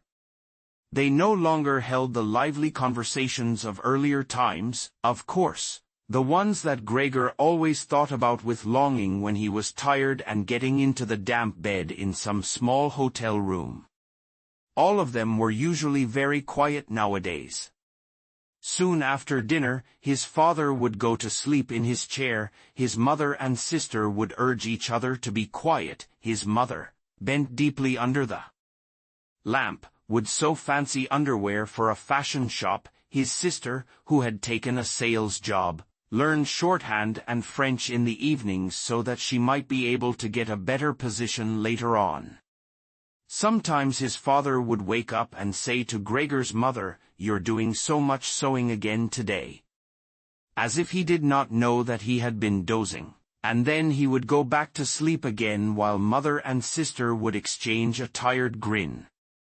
With a kind of stubbornness, Gregor's father refused to take his uniform off even at home. While his nightgown hung unused on its peg, Gregor's father would slumber where he was, fully dressed, as if always ready to serve and expecting to hear the voice of his superior even here. The uniform had not been new to start with, but as a result of this it slowly became even shabbier despite the efforts of Gregor's mother and sister to look after it. Gregor would often spend the whole evening looking at all the stains on this coat, with its gold buttons kept polished and shiny, while the old man in it would sleep, highly uncomfortable but peaceful. As soon as it struck 10, Gregor's mother would speak gently to his father to wake him and try to persuade him to go to bed, as he couldn't sleep properly where he was and he really had to get his sleep if he was to be up at 6 to get to work. But since he had been in work he had become more obstinate and would always insist on staying longer at the table, even though he regularly fell asleep. It was then harder than ever to persuade him to exchange the chair for his bed. Then, however much mother and sister would importune him with little reproaches and warnings, he would keep slowly shaking his head for a quarter of an hour with his eyes closed and refusing to get up. Gregor's mother would tug at his sleeve, whisper endearments into his ear. Gregor's sister would leave her work to help her mother, but nothing would have any effect on him. He would just sink deeper into his chair. When the two women took him under the arms, he would abruptly open his eyes, look at them one after the other and say, "What a life! This is what peace I get in my old age." And supported by the two women he would lift himself up carefully as if he were carrying the greatest load himself, let the women take him to the door, send them off and carry on by himself, while Gregor's mother would throw down her needle and his sister her pen so that they could run after his father and continue being help to him. Who, in this tired and overworked family, would have had time to give more attention to Gregor than was absolutely necessary. The household budget became even smaller, so now the maid was dismissed, an enormous, thick-boned charwoman with white hair that flapped around her head came every morning and evening to do the heaviest work. Everything else was looked after by Gregor's mother on top of the large amount of sewing work she did. Gregor even learned, listening to the evening conversation about what price they had hoped for, that several items of jewelry belonging to the family had been sold, even though both mother and sister had been very fond of wearing them at functions and celebrations. But the loudest complaint was that although the flat was much too big for their present circumstances, they could not move out of it. There was no imaginable way of transferring Gregor to the new address. He could see quite well, though, that there were more reasons than consideration for him that made it difficult for them to move. It would have been quite easy to transport him in any suitable crate with a few air holes in it. The main thing holding the family back from their decision to move was much more to do with their total despair, and the thought that they had been struck with a misfortune unlike anything experienced by anyone else they knew or were related to. They carried out absolutely everything that the world expects from poor people. Gregor's father brewed GHT bank employees their breakfast, his mother sacrificed herself by washing clothes for strangers, his sister ran back and forth behind her desk at the behest of the customers, but they just did not have the strength to do any more. And the injury in Gregor's back began to hurt as much as when it was new. After they had come back from taking his father to bed, Gregor's mother and sister would now leave their work where it was and sit close together. Cheek to cheek, his mother would point to Gregor's room and say, "Close that door, Greta," and then, when he was in the dark again, they would sit in the next room and their tears would mingle, or they would simply sit there staring dry-eyed at the table. Gregor hardly slept at all, either night or day. Sometimes he would think of taking over the family's affairs, just like before, the next time the door was opened. He had long forgotten about his boss and the chief clerk, but they would appear again in his thoughts, the salesman and the AP. Prentices, that stupid T-Bowie, 2 or 3 friends from other businesses, one of the chambermaids from a provincial hotel, a tender memory that appeared and disappeared again, a cashier from a hat shop for whom his attention had been serious but too slow, all of them appeared to him, mixed together with strangers and others he had forgotten, but instead of helping him and his family they were all of them inaccessible, and he was glad when they disappeared.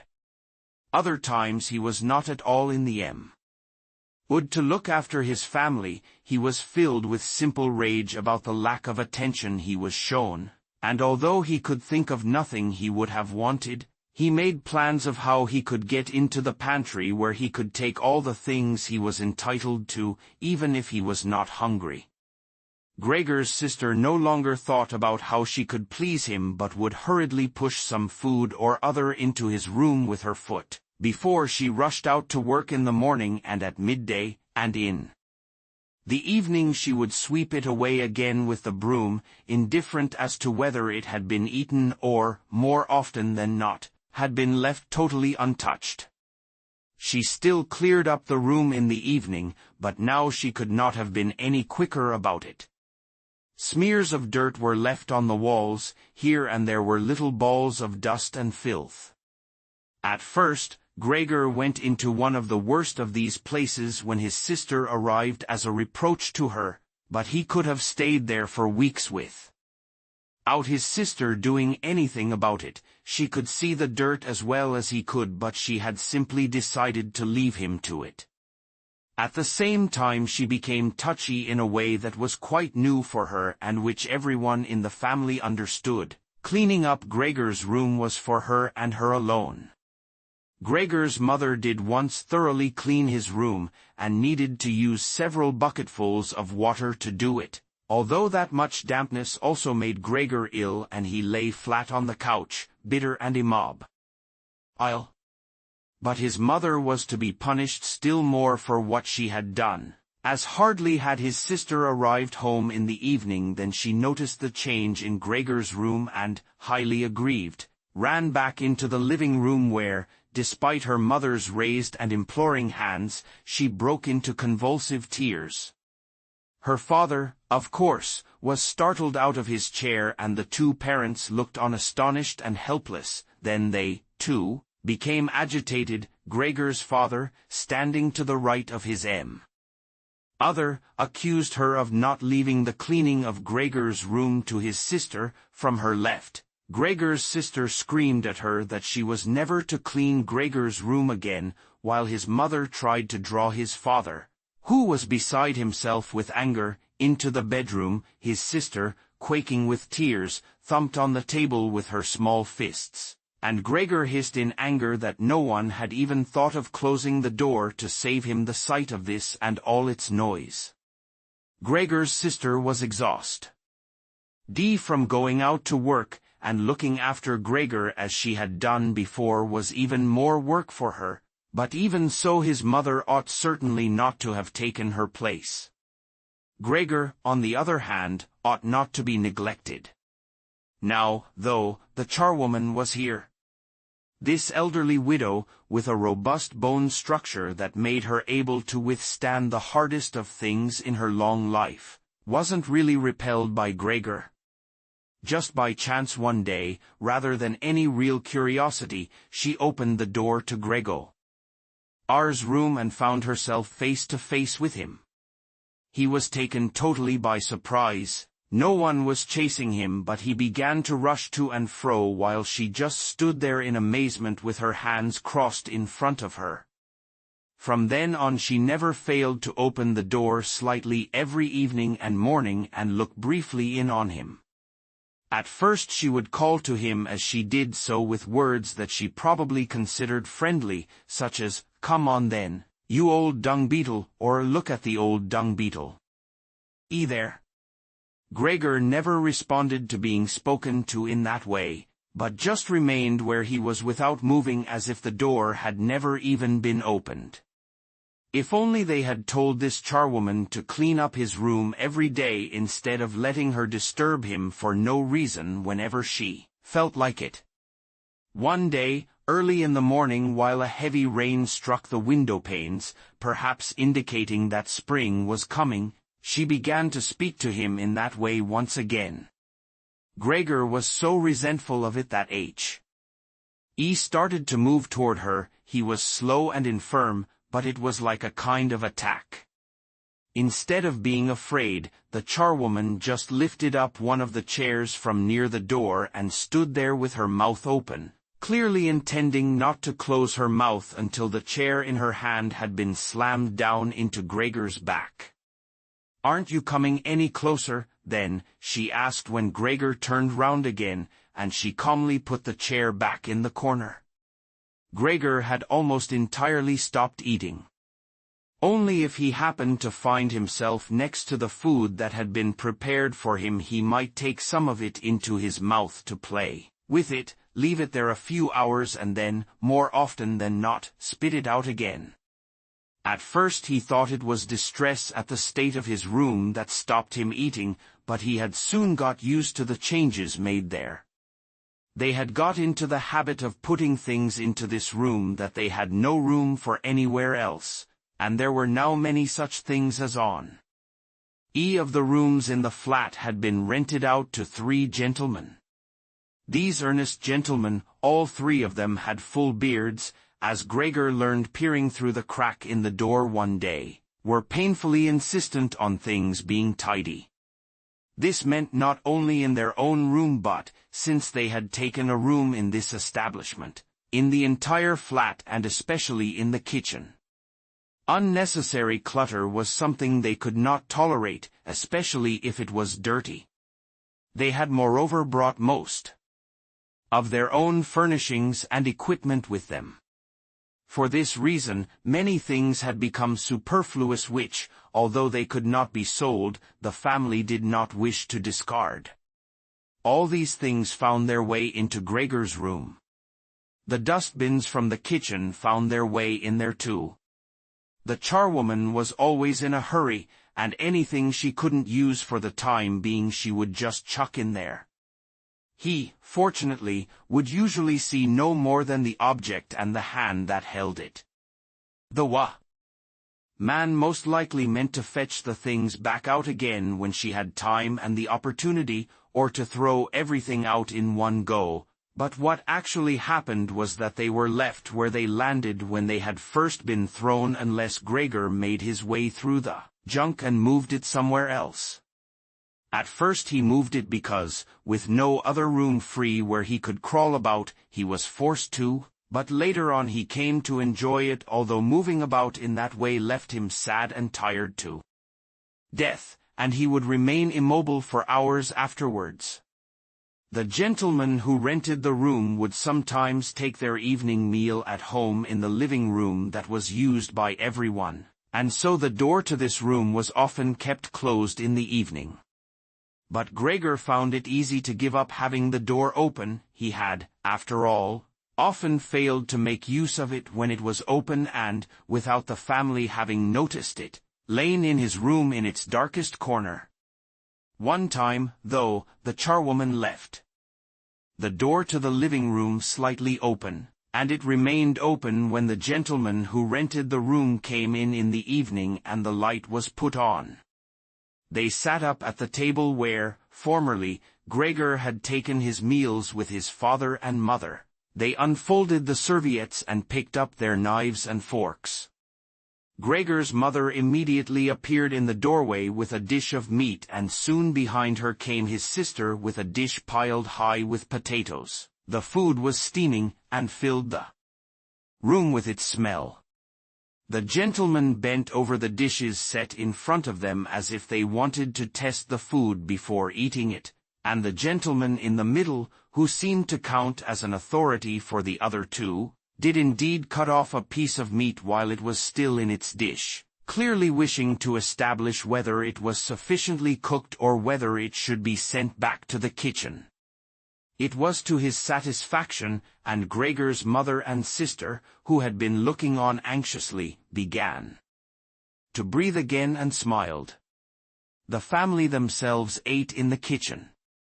Nonetheless, Gregor's father came into the living room before he went into the kitchen, bowed once with his cap in his hand and did his round of the table. The gentlemen stood as one, and mumbled something into their beards. Then, once they were alone, they ate in near perfect silence.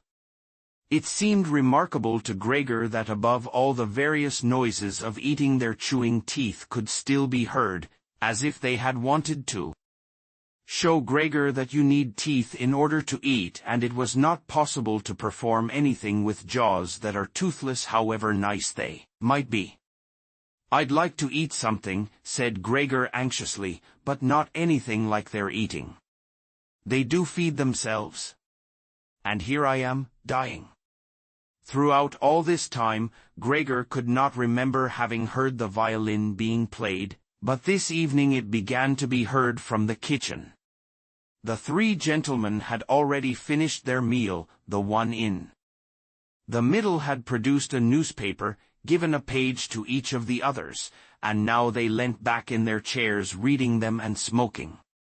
When the violin began playing they became attentive, stood up and went on tiptoe over to the door of the hallway where they stood pressed against each other.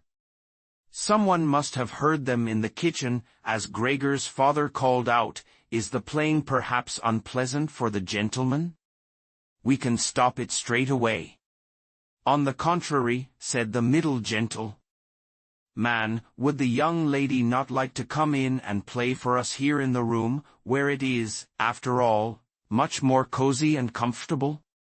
"Oh yes, we'd love to," called back Gregor's father as if he had been the violin player himself. The gentleman stepped back into the room and waited. Gregor's father soon appeared with the music stand, his mother with the music and his sister with the violin. She calmly prepared everything for her to begin playing, his parents, who had never rented a room out before and therefore showed an exaggerated courtesy towards the three gentlemen, did not even dare to sit on their own chairs. His father leant against the door with his right hand pushed in between two buttons on his uniform coat. His mother, though, was offered a seat by one of the gentlemen and sat, leaving the chair where the gentleman happened to have placed it, out of the way in a corner. His sister began to play. Father and mother paid close attention, one on each side, to the movements of her hands. Drawn in by the playing, Gregor had dared to come forward a little and already had his head in the living room. Before, he had taken great pride in how considerate he was, but now it hardly occurred to him that he had become so thoughtless about the others. What's more, there was now all the more reason to keep himself hidden, as he was covered in the dust that lay everywhere in his room and flew up at the slightest movement. He carried threads, hairs, and remains of food about on his back and sides. He was much too indifferent to everything now to lay on his back and wipe himself on the carpet like he had used to do several times a day, and despite this condition, he was not too shy to move forward a little onto the immaculate floor of the living room. No one noticed him, though. The family was totally preoccupied with the violin playing. At first, the three gentlemen had put their hands in their pockets and come up far too close behind the music stand to look at all the notes being played, and they must have disturbed Gregor's sister, but soon, in contrast with the family, They withdrew back to the window with their heads sunk and talking to each other at half volume, and they stayed by the window while Gregor's father observed them anxiously. It really now seemed very obvious that they had expected to hear some beautiful or entertaining violin playing but had been disappointed, that they had had enough of the whole performance and it was only now out of Pauline's that they allowed their peace to be disturbed. It was especially unnerving, the way they all blew the smoke from their cigarettes upwards from their mouth and noses. Yet Gregor's sister was playing so beautifully. Her face was leant to one side, following the lines of music with a careful and melancholy expression. Gregor crawled a little further forward, keeping his head close to the ground so that he could meet her eyes if the chance came. Was he an animal if music could captivate him so? It seemed to him that he was being shown the way to the unknown nourishment he had been yearning for. He was determined to make his way forward to his sister and tug at her skirt to show her she might come into his room with her violin, as no one appreciated her playing here as much as he would. He never wanted to let her out of his room, not while he lived. Anyway, his shocking appearance should, for once, be of some use to him. He wanted to be at every door of his room at once to hiss and spit at the attackers. His sister should not be forced to stay with him, though, but stay of her own free will. She would sit beside him on the couch with her ear bent down to him while he told her how he had always intended to send her to the conservatory. How he would have told everyone about it last Christmas, had Christmas really come and gone already. If this misfortune hadn't got in the way, and refused to let anyone dissuade him from it. On hearing all this, his sister would break out in tears emotion, and Gregor would climb up to her shoulder and kiss her neck, which, since she had been going out to work, she had kept free without any necklace or collar. "Mr. Samsa," shouted the middle gentleman to Gregor's father, pointing, without wasting any more words, with his forefinger at Gregor as he slowly moved forward. The violin went silent. The middle of the three gentlemen first smiled at his two friends, shaking his head, and then looked back at Gregor. His father seemed to think it more important to calm the three gentlemen before driving Gregor out, even though they were not at all upset and seemed to think Gregor was more entertaining than the violin playing had been. He rushed up to them with his arms spread out and attempted to drive them back into their room at the same time as trying to block their view of Gregor with his body. Now they did become a little annoyed, and it was not clear whether it was his father's behavior that annoyed them or the dawning realization on that they had had a neighbor like Gregor in the next room without knowing it. They asked Gregor's father for explanations, raised their arms like he had, tugged excitedly at their beards and moved back towards their room only very slowly. Meanwhile Gregor's sister had overcome the despair she had fallen into when her playing was suddenly interrupted.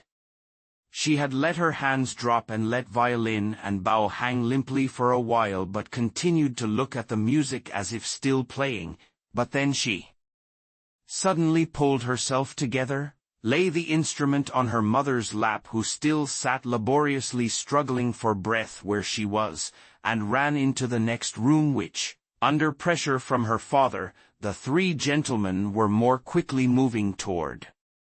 Under his sister's experienced hand, the pillows and covers on the beds flew up and were put into order, and she had already finished making the beds and slipped out again, before the three gentlemen had reached the room.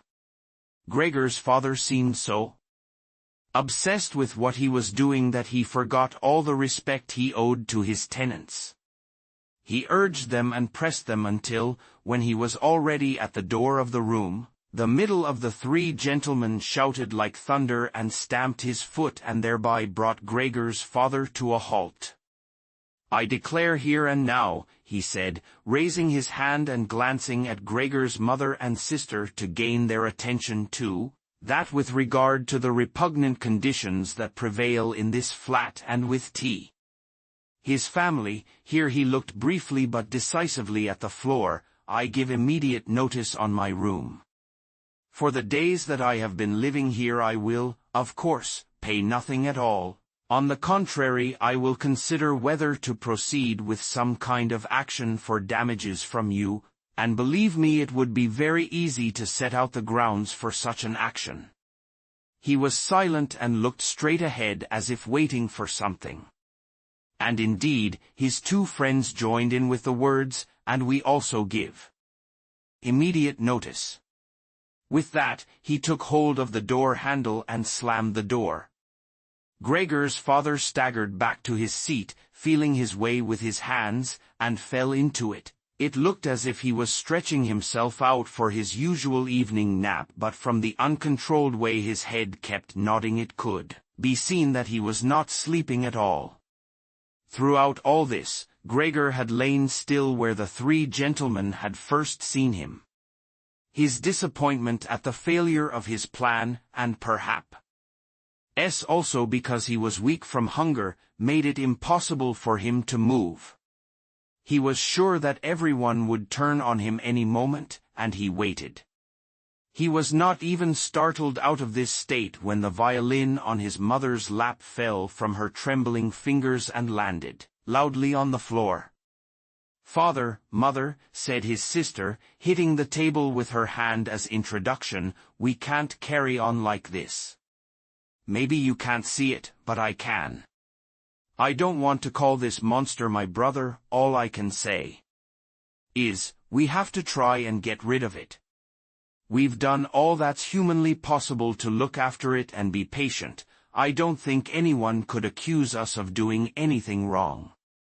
"She's absolutely right," said Gregor's father to himself. His mother, who still had not had time to catch her breath, began to cough dully, her hand held out in front of her and a deranged expression in her eyes. Gregor's sister rushed to his mother and put her hand on her forehead. Her words seemed to give Gregor's father some more definite ideas. He sat upright, played with his uniform cap between the plates left by the three gentlemen after their meal, and occasionally looked down at Gregor as he lay there immobile. "We have to try and get rid of it," said Gregor's sister, now speaking only to her father. As her mother was too occupied with coughing to listen, "It'll be the death of both of you, I can see it coming. We can't all work as hard as we have to and then come home to be tortured like this. We can't endure it. I can't endure it anymore." And she broke out so heavily in tears that they flowed down the face of her mother, and she wiped them away with mechanical hand movements. "My child," said her father with sympathy and obvious understanding, "what are we to do?" His sister just shrugged her shoulders as a sign of the helplessness and tears that had taken hold of her, displacing her earlier certainty. "If he could just understand us," said his father almost as a question, his sister show. "Okay," her hand vigorously through her tears as a sign that there was no question. "If he could just understand us," repeated Gregor's father, closing his eyes in acceptance of his sister's certainty that was quite impossible, "then perhaps we could come to some kind of arrangement with him. But as it is, it's got to go," shouted his sister. "That's the only way, father. You've got to get rid of the idea that's Gregor. We've only harmed ourselves by believing it for so long. How can that be Gregor? If it were Gregor, he would have seen long ago that it's not possible for human beings to live with an animal like that, and he would have gone of his own free will. We wouldn't have a brother anymore, then, but we could carry on with our lives and remember him with respect. As it is, this animal is persecuting us, it's driven out our tenants. It obviously wants to take over the whole flat and force us to sleep on the streets. Father, look, just look," she suddenly screamed. "He's starting again. In her alarm, which was totally beyond Gregor's comprehension, his sister even abandoned his mother as she pushed herself vigorously out of her chair as if more willing to sacrifice her own mother than stay anywhere near Gregor. She rushed over to behind her father, who had become excited merely because she was, and stood up half raising his hands in front of Gregor's sister as if to protect her. But Gregor had had no intention of frightening anyone, least of all his sister. All he had done was begin to turn round so that he could go back into his room, although that was in itself quite startling as his pain-racked condition meant that turning round required a great deal of effort and he was using his head to help himself do it, repeatedly raising it and striking it against the floor. He stopped and looked round. They seemed to have realized his good intention and had only been alarmed briefly. Now they all looked at him in unhappy silence.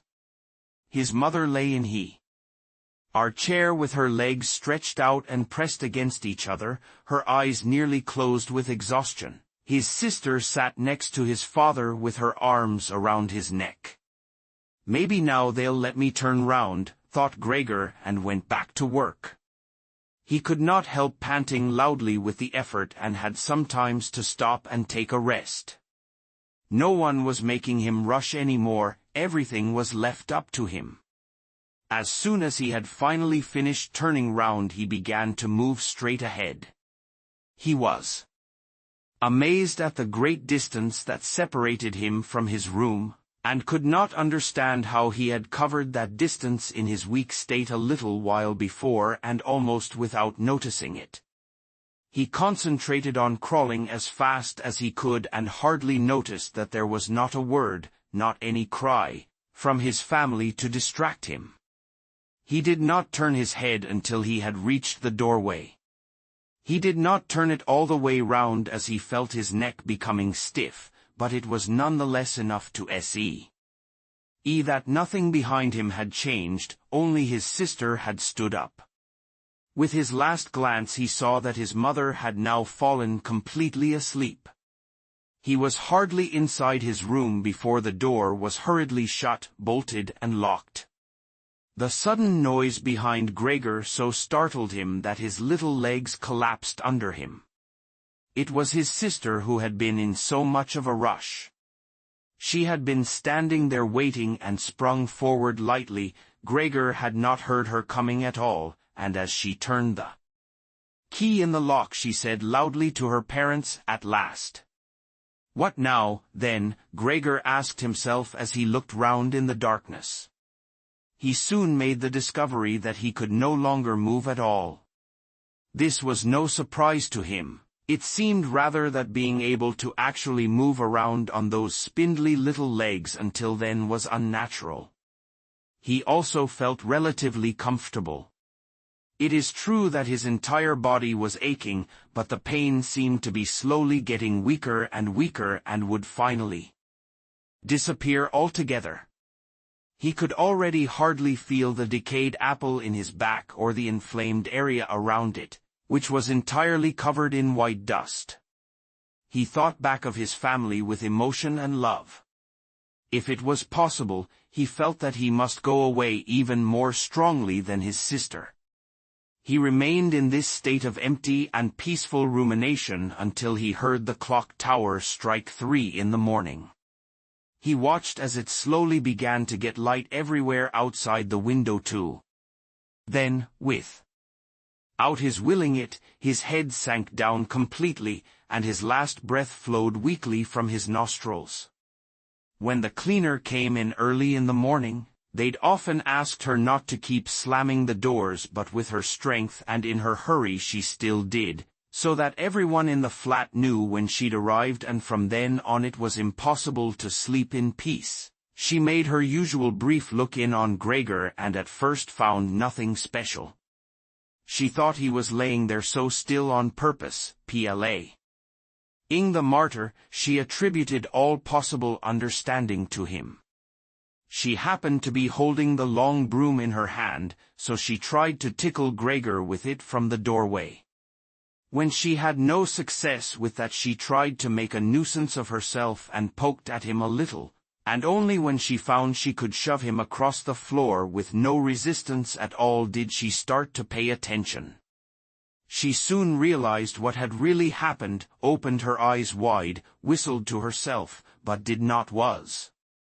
"Te time to yank open the bedroom doors and shout loudly into the darkness of the bedrooms, 'Come and have a look at this. It's dead, just lying there, stone dead.'" Mr. and Mrs. Samsa sat upright there in their marriage bed and had to make an effort to get over the shock caused by the cleaner, before they could grasp what she was saying. But then, each from his own side, they hurried out of bed. Mr. Samsa threw the blanket over his shoulders, Mrs. Samsa just came out in her night dress, and that is how they went into Gregor's room. On the way they opened the door to the living room where Greta had been sleeping since the three gentlemen had moved in. She was fully dressed as if she had never been asleep, and the paleness of her face seemed to confirm this. "Dead?" asked Mrs. Samsa, looking at the charwoman inquiringly, even though she could have checked for herself and could have known it even without checking. "That's what I said," replied the cleaner, and to prove it she gave Gregor's body another shove with the broom, sending it sideways across the floor. Mrs. Samsa made a movement as if she wanted to hold back the broom, but did not complete it. "Now then," said Mr. Samsa, "let's give thanks to God for that." He crossed himself, and the three women followed his example. Greta, who had not taken her eyes from the corpse, said, "Just look how thin he was. He didn't eat anything for so long. The food came out again just the same as when it went in." Gregor's body was indeed completely dried up and flat. They had not seen it until then, but now he was not lifted up on his little legs, nor did he do anything to make them look away. "Greta, come with us in here for a little while," said Mrs. Samsa with a pained smile, and Greta followed her parents into the bedroom but not without looking back at the body. The cleaner shut the door and opened the window wide. Although it was still early in the morning, the fresh air had something of warmth mixed in with it. It was already the end of March, after all. The three gentlemen stepped out of their room and looked round in amazement, for their breakfasts they had been forgotten about. "Where is our breakfast?" the middle gentleman asked the cleaner irritably. She just put her finger on her lips and made a quick and silent sign to the men that they might like to come into Gregor's room. They did so, and stood around Gregor's corpse with their hands in the pockets of their well-worn coats. It was now quite light in T. room. Then the door of the bedroom opened and Mr. Samsa appeared in his uniform with his wife on one arm and his daughter on the other. All of them had been crying a little. Greta now and then pressed her face against her father's arm. "Leave my home now," said Mr. Samsa, indicating the door and without letting the women from him. "What do you mean?" asked the middle of the three gentlemen, somewhat disconcerted, and he smiled sweetly. The other two held their hands behind their backs and continually rubbed them together in gleeful anticipation of a loud quarrel which could only end in their favor. "I mean just what I said," answered Mr. Samsa, and, with his two companions, went in a straight line towards the man. At first, he stood there still, looking at the ground as if the contents of his head were rearranging themselves into new positions. "All right, we'll go then," he said, and looked up at Mr. Samsa as if he had been suddenly overcome with humility and wanted permission again from Mr. Samsa for his decision. Mr. Samsa merely opened his eyes wide and briefly nodded to him several times. At that, and without delay, the man actually did take long strides into the front hallway. His two friends had stopped rubbing their hands some time before and had been listening to what was being said. Now they jumped off after their friend as if taken with a sudden fear that Mr. Samsa might go into the hallway in front of them and break the connection with their leader. Once all three took their hats from the stand, took their sticks from the holder, bowed without a word and left the premises. Mr. Samsa and the two women followed them out onto the landing, but they had had no reason to mistrust the men's intentions, and as they leaned over the landing they saw how the three gentlemen made slow, but steady progress down the many steps. As they turned the corner on each floor they disappeared and would reappear a few moments later. The further down they went, the M.O. that the Samsa family lost interest in them, when a butcher's boy, proud of posture with his tray on his head, passed them on his way up and came nearer than they were. Mr. Samsa and the women came away from the landing and went, as if relieved, back into the flat. They decided the best way to make use of that day was for relaxation and to go for a walk. Not only had they earned a break from work, but they were in serious need of it. So they sat at the table and wrote 3 letters of excusal. Mr. Samsa to his employers, Mrs. Samsa to her contractor, and Greta to her principal. The cleaner came in while they were writing to tell them she was going. She'd finished her work for that morning. The 3 of them at first just nodded without looking up from what they were writing, and it was only when the cleaner still did not seem to want to leave that they looked up in irritation. "Well?" asked Mr. Samsa. The charwoman stood in the doorway with a smile on her face as if she had some tremendous good news to report, but would only do it if she was clearly asked to. The almost vertical little ostrich feather on her hat, which had been a source of irritation to Mr. Samsa all the time she had been working for them, swayed gently in all directions. "What is it you want then?" asked Mrs. Samsa, whom the cleaner had the most respect for. "Yes," she answered, and broke into a friendly laugh that made her unable to speak straight away. "Well then, that thing in there? You needn't worry about how you're going to get rid of it. That's all been sorted out." Mrs. Samsa and Greta bent down over their letters as if intent on continuing with what they were writing. Mr. Samsa saw that the cleaner wanted to start describing everything in detail, but, with outstretched hand, he made it quite clear that she was not to. So, as she was prevented from telling them all about it, she suddenly remembered what a hurry she was in and, clearly peeved, called out, "Cheerio then, everyone," turned around sharply and left, slamming the door terribly as she went. "Tonight she gets sacked," said Mr. Samsa, but he received no reply from either his wife or his daughter, as the charwoman seemed to have destroyed the peace they had only just gained. They got up and went over to the window, where they remained with their arms around each other. Mr. Samsa twisted round in his chair to look at them and sat there watching for a while. Then he called out, "Come here, then. Let's forget about all that OLD stuff, shall we? Come and give me a bit of attention." The 2 women immediately did as he said, hurrying over to him, where they kissed him and hugged him, and then they quickly finished their letters. After that, the 3 of them left the flat together, which was something they had not done for months, and took the tram out to the open country outside the town. They had the tram, filled with warm sunshine, all to themselves.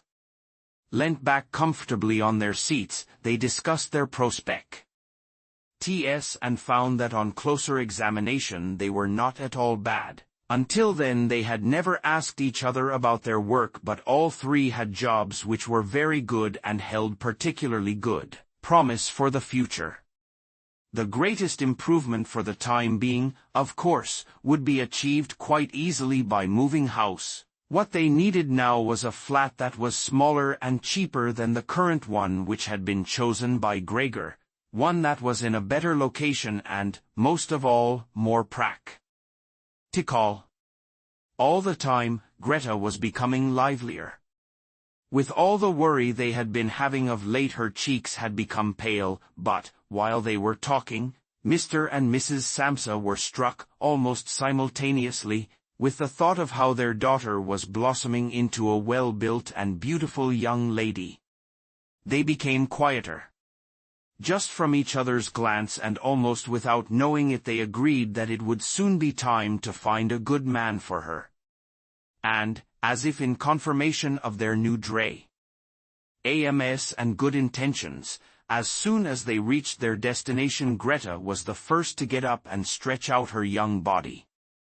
And with that, the story of the Metamorphosis comes to an end. Share your thoughts and reactions in the comments below. We'd love to hear your perspective on Gregor's journey. Thank you for watching, and stay tuned for our next story.